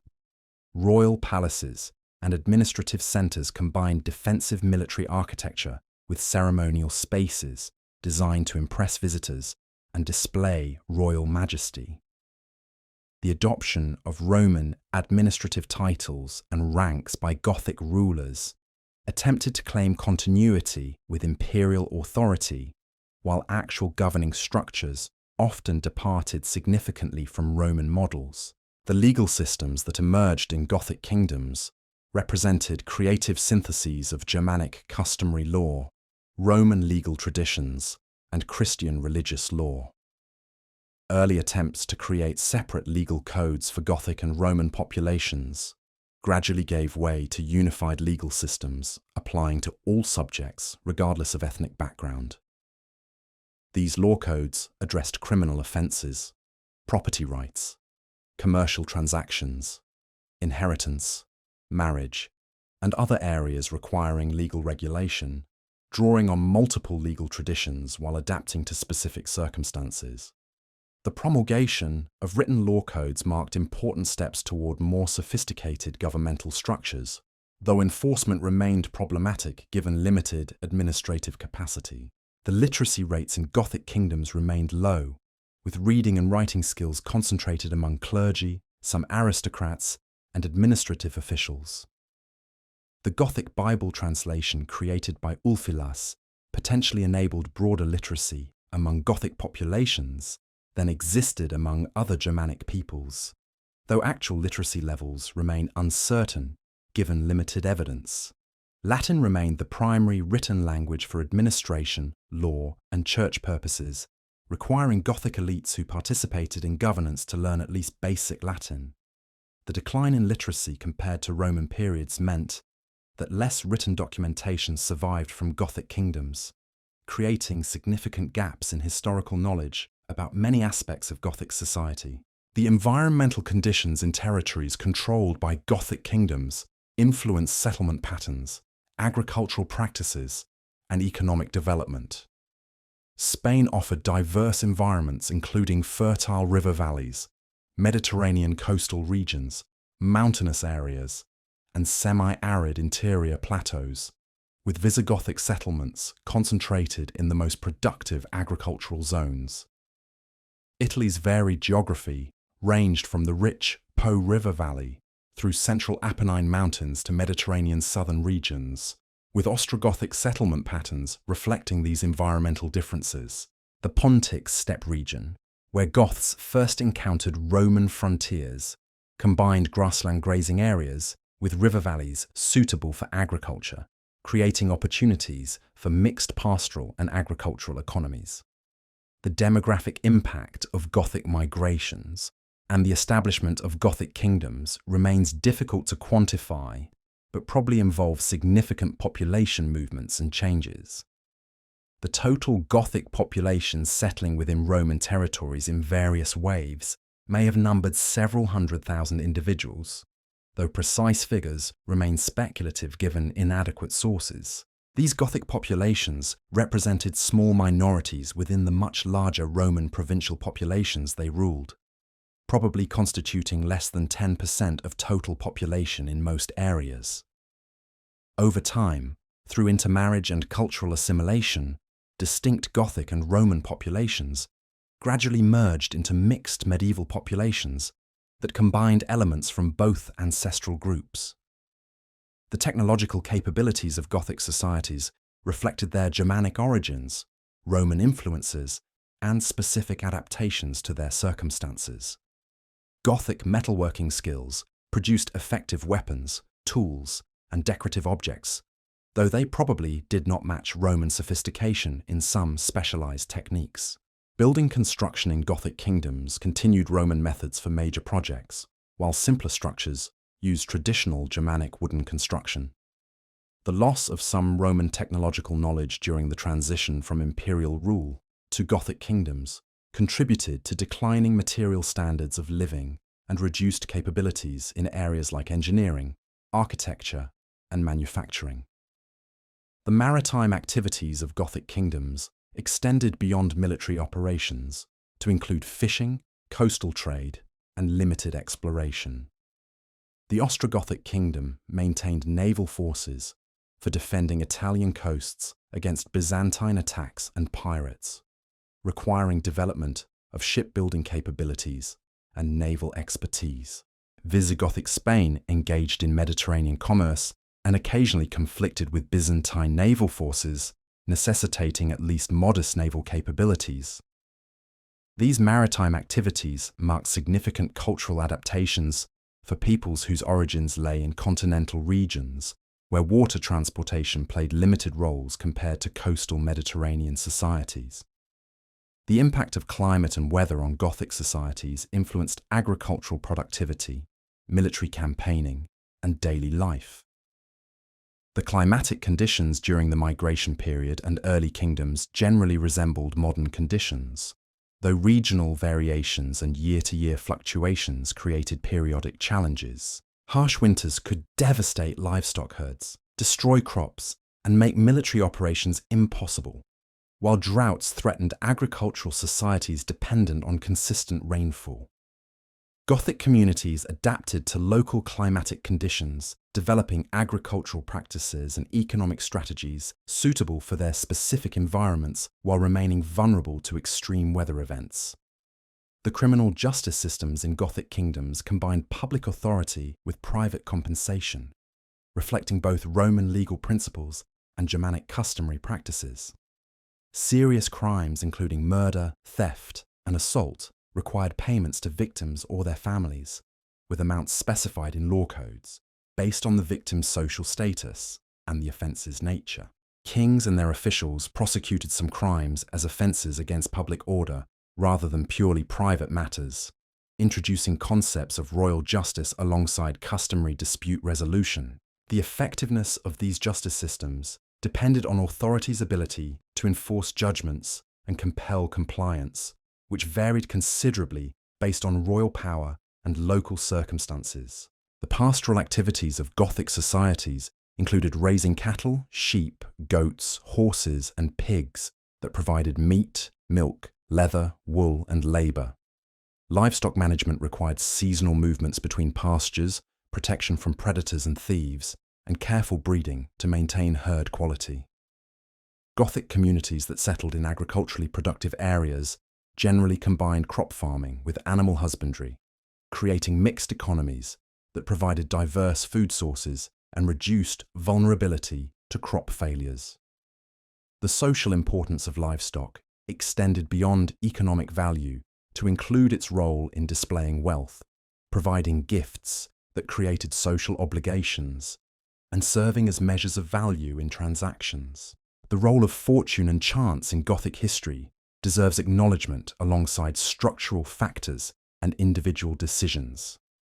Unexpected events including weather disasters, disease outbreaks, battlefield accidents, and unpredictable human choices shaped Gothic experiences in ways that contemporaries attributed to divine intervention or fate.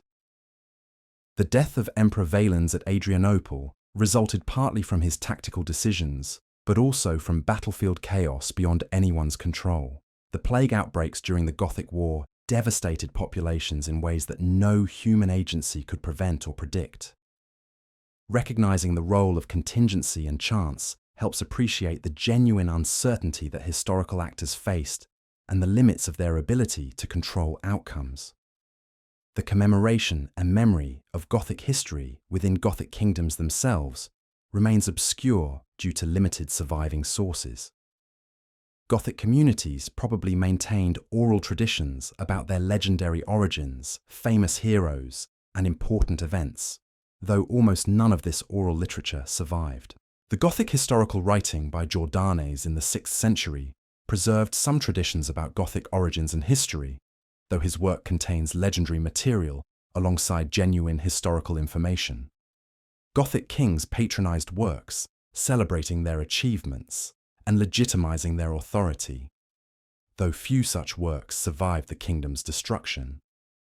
The erasure of Gothic historical memory during and after the kingdom's fall means that Gothic history is now known primarily through Roman and Byzantine sources that viewed Goths from hostile or at least external perspectives. The comparative study of Gothic kingdoms with other Germanic kingdoms that emerged from the Western Roman Empire reveals both common patterns and distinctive characteristics. All these kingdoms faced similar challenges, including managing mixed populations, maintaining order with limited resources, preserving Roman civilization while governed by Germanic elites, and defending against external threats. The Visigothic and Ostrogothic kingdoms' relatively sophisticated administrative systems distinguished them from simpler Germanic kingdoms like the Frankish or Anglo-Saxon states, reflecting both Roman influences and Gothic leaders' ambitions. However, even the most Romanized Gothic kingdoms ultimately failed to maintain Roman civilization, suggesting that structural problems beyond any particular kingdom's policies contributed to the broader collapse. The study of Gothic history has evolved significantly as scholars developed new methodologies and accessed new evidence. Early modern historians relied almost exclusively on literary sources, including Roman and Byzantine chronicles, church histories, and the limited Gothic sources like Jordanes. The development of archaeology as a scholarly discipline enabled systematic investigation of Gothic material culture, settlement patterns, and burial practices, adding crucial evidence about aspects of Gothic life poorly documented in texts.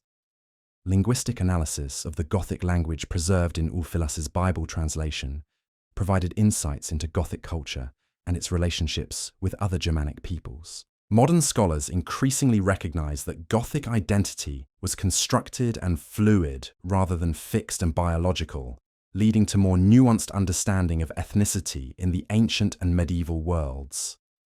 The legacy of Gothic history continues influencing modern Europe in both obvious and subtle ways. The Spanish national narrative incorporates Visigothic heritage as part of Spanish historical identity, with medieval Spanish kingdoms claiming to restore Gothic rule during the Reconquista. The Gothic language's preservation contributed to understanding Germanic linguistic development and relationships among Germanic peoples. Gothic artistic traditions influenced medieval art and architecture, particularly in Spain and Italy, where Gothic kingdoms left their strongest marks. Perhaps most importantly, the Gothic kingdom's role in transforming the Roman world into medieval Europe means that their history remains relevant for understanding how modern European civilization emerged from the interaction between Germanic and Roman cultures. The ultimate failure of Gothic kingdoms to maintain stable, prosperous societies comparable to the Roman Empire at its height raises important questions about civilization, governance, and historical causation. Despite Gothic leaders' genuine efforts to preserve Roman civilization and their kingdom's considerable achievements, they could not prevent economic decline, demographic collapse, and eventual political disintegration. Whether this failure resulted from inevitable forces beyond any society's control, from specific Gothic policies and practices, or from the inherent impossibility of maintaining Roman civilization without Roman institutions and values, remains debatable. Understanding why the Gothic kingdoms failed, despite their rulers' capabilities and intentions, helps illuminate both the achievements and the limits of human agency in historical processes. The story of the Goths ultimately reminds us that history consists of real human beings facing genuine dilemmas with imperfect information and limited options. Gothic warriors, farmers, women and children living through centuries of migration, warfare, and cultural transformation made choices based on their understanding of their situations and their hopes for better futures. Their decisions created the historical patterns that scholars now study and interpret. But those decisions made sense within contexts that we can only partially reconstruct from fragmentary evidence. Appreciating the Gothic contribution to European history requires acknowledging both their genuine achievements in difficult circumstances and the tragic dimensions of kingdoms destroyed and cultures lost during the transformation from ancient to medieval worlds. As you drift towards sleep, consider these Gothic peoples who moved across Europe seeking security and prosperity, who built kingdoms blending their traditions with Roman civilization, and who ultimately disappeared into the populations and cultures they helped create, leaving only scattered remnants of their language, art, and historical memory to testify that they once existed and shaped the world we inherited from them. The everyday lives of ordinary Gothic people remain largely invisible in historical sources that focus on kings, battles, and political events. Gothic farmers worked their fields much like their Roman neighbours, ploughing, planting, harvesting, and storing grain according to seasonal rhythms that transcended ethnic boundaries. Gothic women managed households, raised children, prepared food, manufactured textiles, and performed countless other tasks essential to their family's survival and prosperity. Gothic children played, learned necessary skills from their parents and elders, and gradually assumed adult responsibilities as they matured. These ordinary activities constituted the vast majority of Gothic experience, though they left minimal traces in historical records that privileged extraordinary events over daily routines. The physical appearance of Gothic individuals varied as with any large population, though contemporary descriptions emphasize certain characteristics that observers associated with Gothic identity. Roman and Byzantine writers sometimes described Goths as tall, fair-haired, and light-skinned, contrasting these features with Mediterranean populations. However, the reliability of these descriptions remains questionable, as ancient ethnographic writing often attributed stereotypical physical characteristics to different peoples based on literary conventions rather than careful observation. The centuries of Gothic residence in diverse regions and intermarriage with local populations would have created tremendous physical diversity within groups identified as Gothic, making any simple physical description inadequate. The clothing styles worn by Gothic populations evolved during their migrations and incorporated elements from various cultural traditions.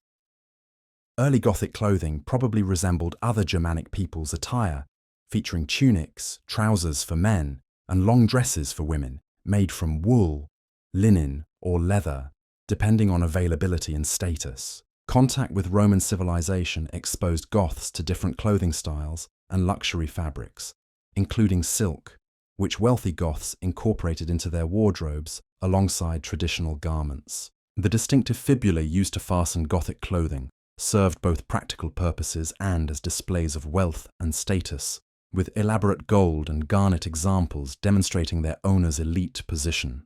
The housing in which Gothic people lived varied by region, social status, and period. In Northern European contexts, Gothic communities built wooden longhouses, featuring central hearths, thatched roofs, and interior divisions separating living spaces from areas housing livestock during winter months. After settling in former Roman territories, some Goths adopted Roman-style houses built of stone or brick with tiled roofs and multiple rooms, though most probably continued living in simpler wooden structures, familiar from their earlier settlements. Gothic aristocrats might reside in substantial villas or fortified strongholds, while common farmers lived in modest dwellings, providing basic shelter from weather but minimal comfort by modern standards. The diet of Gothic populations depended on regional agricultural capabilities and social status. Common foods included grain products like bread and porridge, dairy products from cattle, sheep, and goats, vegetables from gardens, and occasional meat from domestic animals or hunting. Beer and mead provided common beverages, while wine became available to Goths settling in Mediterranean regions with established viticulture. Wealthy Goths could afford more varied and expensive diets, including imported luxuries, while poor Goths survived on monotonous diets dominated by whatever grain they could grow or purchase. Periodic famines during wars or crop failures created situations where even basic food security disappeared, forcing communities to desperate measures including eating seed grain or laftering breeding livestock. The personal hygiene practices of Gothic populations remain poorly documented, though archaeological evidence provides some insights. Gothic graves contain combs, suggesting attention to hair care and grooming as part of personal maintenance. The Roman bathing culture, that had been widespread in imperial territories, declined under Gothic rule, with public baths falling into disrepair and bathing becoming less frequent and elaborate. Whether Gothic cultural attitudes toward bathing contributed to this decline, or whether it resulted primarily from economic factors and infrastructure deterioration remains debatable. The medieval European patterns of reduced bathing frequency compared to Roman practices may have originated partly from Gothic influences, though multiple factors contributed to his cultural shift. The entertainment and leisure activities available to Gothic populations included music, storytelling, feasting, hunting, and games of various sorts. Music played important roles in Gothic culture, with songs celebrating heroic deeds, lamenting deaths, and accompanying religious ceremonies. Archaeological finds include fragments of musical instruments, including lyres, horns, and percussion instruments that Gothic musicians played during gatherings and ceremonies. Storytelling transmitted historical knowledge, cultural values, and entertainment through oral performance of tales about legendary heroes, divine figures, and ancestral achievements. Feasting brought communities together for celebration, political discussion, and social bonding, with hosts demonstrating their generosity through abundant food and drink. The relationship between Gothic communities and the natural environment involved both exploitation and adaptation. Gothic agricultural practices transformed landscapes through forest clearance, field creation, and the modification of water flows for irrigation and drainage. Hunting provided supplementary protein, furs, and recreation for Gothic elites who valued hunting as both practical skill and aristocratic pastime. The gathering of wild plants for food, medicine, and craft materials supplemented agricultural production and required knowledge of local ecosystems and seasonal patterns. Gothic communities' environmental impacts probably remained modest compared to modern industrial societies, though they did alter landscapes significantly through their economic activities. The concept of time in Gothic societies likely differed from modern precise timekeeping, with daily and seasonal rhythms determined by natural phenomena rather than mechanical clocks. Days divided into periods marked by the sun's position, religious observances, and work requirements rather than hours and minutes. Seasons structured the annual cycle according to agricultural activities, religious festivals, and weather patterns rather than precise calendar dates. This approach to time emphasized natural rhythms and community activities rather than abstract units measured by artificial devices, creating different experiences of temporal flow than modern clock-governed societies produce. The transmission of knowledge in Gothic societies occurred primarily through oral communication and practical demonstration rather than written texts. Children learned necessary skills by observing and assisting adults performing various tasks, gradually mastering techniques through practice and correction. Specialized knowledge including metalworking, weaving, military skills, and religious practices passed from masters to apprentices through years of training and experience. The limited literacy in Gothic societies meant that most knowledge existed in human memory and practice, rather than recorded in permanent written form, making knowledge preservation dependent on continuous transmission across generations, rather than consultation of texts. The emotional lives of Gothic individuals remain largely inaccessible to modern historians, though we can reasonably assume they experienced the full range of human emotions. Gothic people surely felt joy at births, weddings, and successful harvests, grief at deaths and defeats, fear during wars and invasions, love for family and friends, anger at injustices and betrayals, and hope for better futures. The expression and social regulation of these emotions probably followed cultural patterns specific to Gothic societies, with some emotions encouraged while others required suppression or private expression.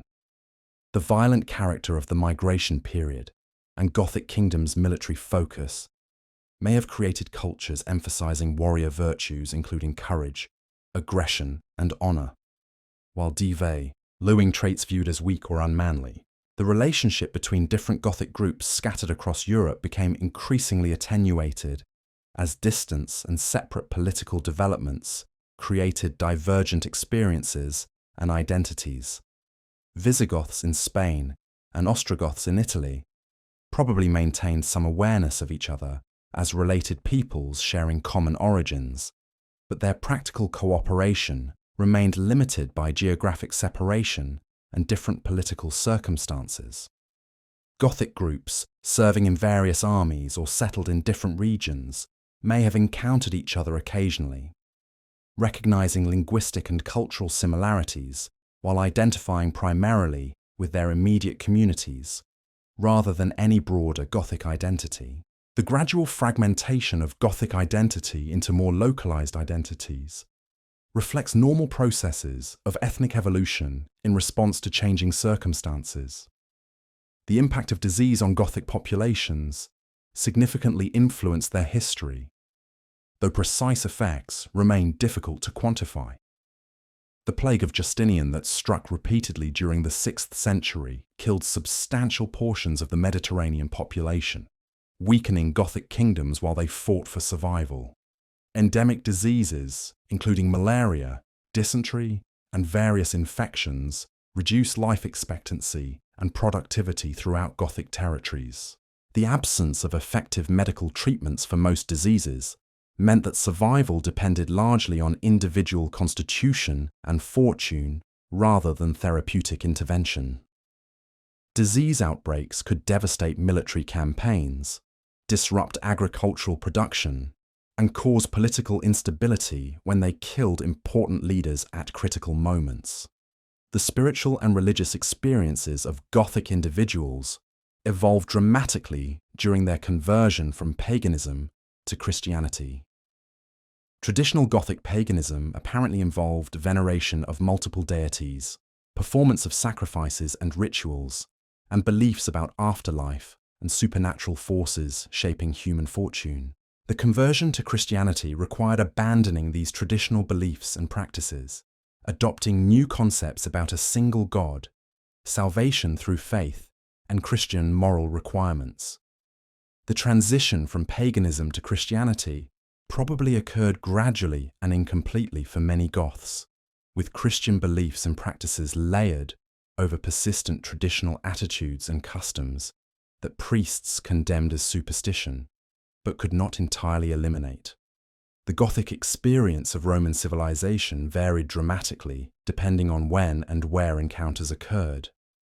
Gothic raiders who attacked Roman provinces in the 3rd century experienced Roman civilization primarily as wealthy targets offering plunder and slaves, rather than as a superior culture deserving emulation. Gothic federates serving in Roman armies observed Roman military organization, imperial politics, and provincial administration from within, developing more nuanced appreciation for Roman systems. Gothic kings ruling former Roman provinces attempted to preserve Roman civilization while adapting it to their needs and capabilities, experiencing directly the challenges of maintaining complex institutions in deteriorating circumstances. The memory of pre-migration Gothic life in Scandinavia probably faded gradually as generations passed and connections with northern homelands attenuated.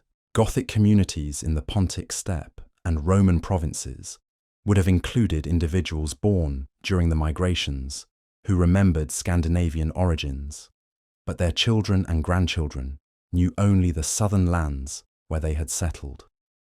Origin legends about migration from the north in 3 ships preserved some memory of these movements, though their historical details became obscured by legendary elaboration. The psychological significance of these origin stories may have exceeded their historical accuracy, providing Gothic communities with narratives explaining their presence in distant lands and legitimizing their possession of conquered territories. The various crises that punctuated Gothic history tested their society's resilience and adaptability. The Hunnic invasion that triggered the Visigothic migration into the Roman Empire represented an existential threat, requiring immediate response despite enormous uncertainties about whether refuge within the empire would prove possible or safe. The famines and conflicts following the botched settlement negotiations pushed Gothic communities to desperate measures, including violence against former hosts. The Gothic War's 20-year devastation of Italy tested Ostrogothic endurance as their kingdom gradually disintegrated despite remarkable resistance. These crises revealed both Gothic capabilities and limitations, demonstrating that even sophisticated Germanic kingdoms could not indefinitely resist overwhelming military force or systematic destruction. The geographic knowledge possessed by Gothic communities expanded dramatically during their migrations, from limited familiarity with Baltic and Northern European regions to awareness spanning from Scandinavia to North Africa and from the Atlantic to the Black Sea. Gothic merchants, warriors, and travellers accumulated information about distances, routes, political conditions, and resources in diverse territories. This geographic knowledge enabled informed decision-making about migration destinations, military targets, and trade opportunities, while also contributing to Gothic worldviews that recognize the diversity of human societies and natural environments. The contrast between Gothic geographic knowledge acquired through direct experience and Roman geographic knowledge, systematized in written texts and maps, reflects different approaches to organizing and transmitting spatial information. The question of Gothic literacy and its extent remains difficult to resolve given limited evidence. Ulfilas' creation of Gothic script and translation of biblical texts created potential for Gothic literacy using their own language rather than requiring Latin or Greek. However, the actual extent of literacy in Gothic communities remains uncertain, with literacy probably concentrated among clergy and some aristocrats rather than widespread among common people. The disappearance of Gothic literary culture after the kingdom's fall suggests that Gothic literacy never became firmly established, remaining dependent on specific individuals and institutions rather than embedded throughout society. This limited literacy contributed to Gothic history's preservation primarily through Roman and Byzantine sources rather than extensive Gothic accounts. The military strategy employed by Gothic leaders evolved from opportunistic raiding toward more systematic approaches to territorial control and political power. Early Gothic raids into Roman territory sought portable wealth through plunder and capture of slaves, requiring minimal strategic planning beyond choosing targets and escape routes. The later development of Gothic kingdoms required strategies addressing territorial defense, internal security, diplomatic relationships with neighbors, and resource mobilization for sustained military efforts. The most successful Gothic leaders, including Theodoric, demonstrated sophisticated strategic thinking that integrated military, diplomatic, and administrative considerations. Though even the most capable strategists could not overcome some fundamental problems their kingdoms faced, the relationship between Gothic military success and political legitimacy created dynamics where leaders constantly needed military victories to maintain authority. Gothic warriors supported leaders who provided opportunities for glory and plunder, while abandoning leaders who failed to deliver success. This created pressures toward aggressive military policies, even when cautious diplomacy might better serve long-term interests. The competitive nature of Gothic politics meant that multiple leaders competed for followers' loyalty, with military achievements serving as the primary basis for distinguishing among rivals. These political dynamics helped explain both Gothic military effectiveness, as successful leaders rose through demonstrated capability, and Gothic political instability, as failed leaders quickly lost support. The cultural flowering that occurred in some Gothic kingdoms, particularly Theodoric's Ostrogothic Italy, demonstrated that Germanic rulers could patronize classical learning and artistic production while maintaining their distinctive identities. Theodoric's court hosted scholars including Boethius and Cassiodorus, who produced significant literary works combining classical learning with Christian theology.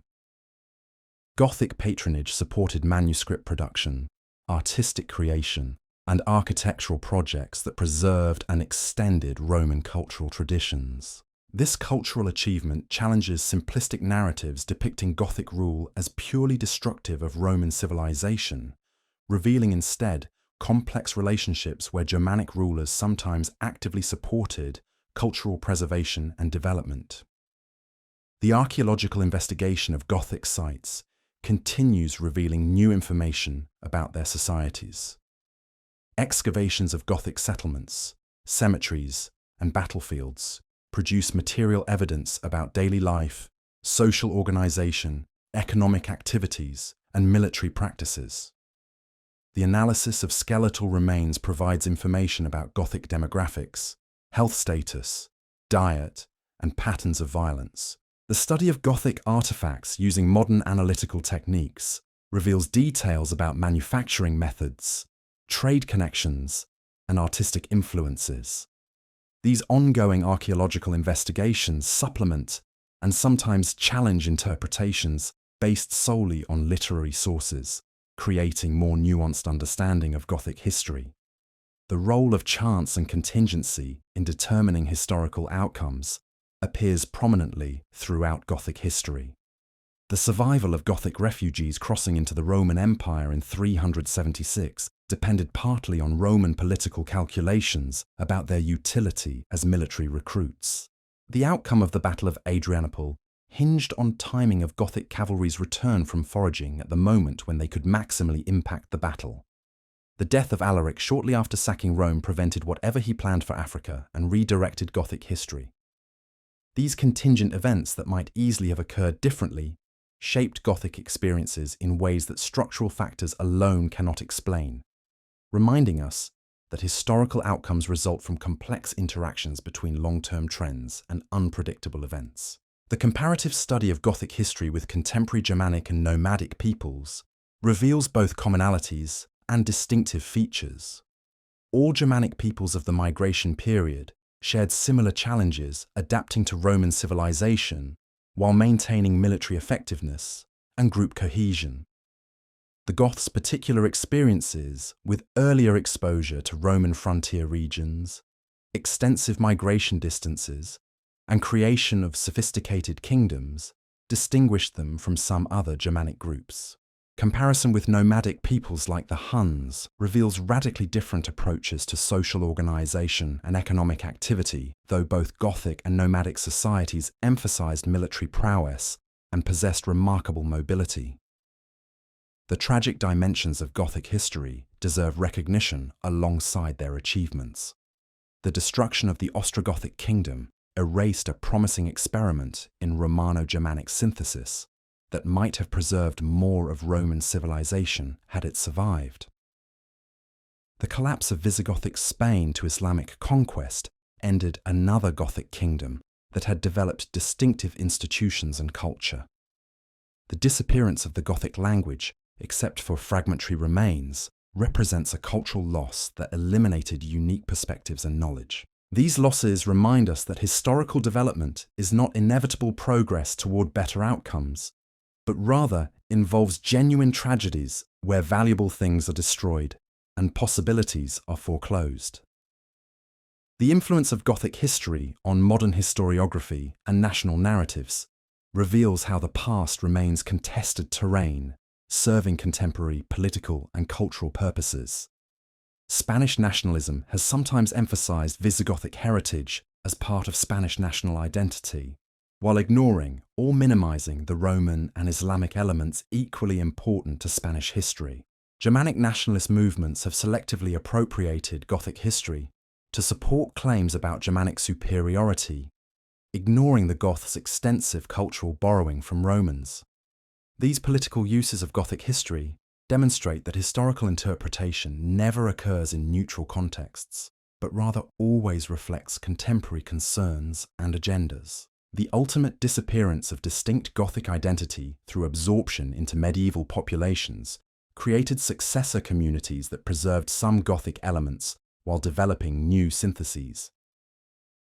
The medieval Spanish population combined Visigothic, Roman, and eventually Arabic ancestry and cultural influences, creating distinctive Hispanic culture that differed from all its component sources. Italian populations absorbed Gothic elements from both earlier migrations and Ostrogothic settlement, contributing to regional variations in Italian culture and genetics.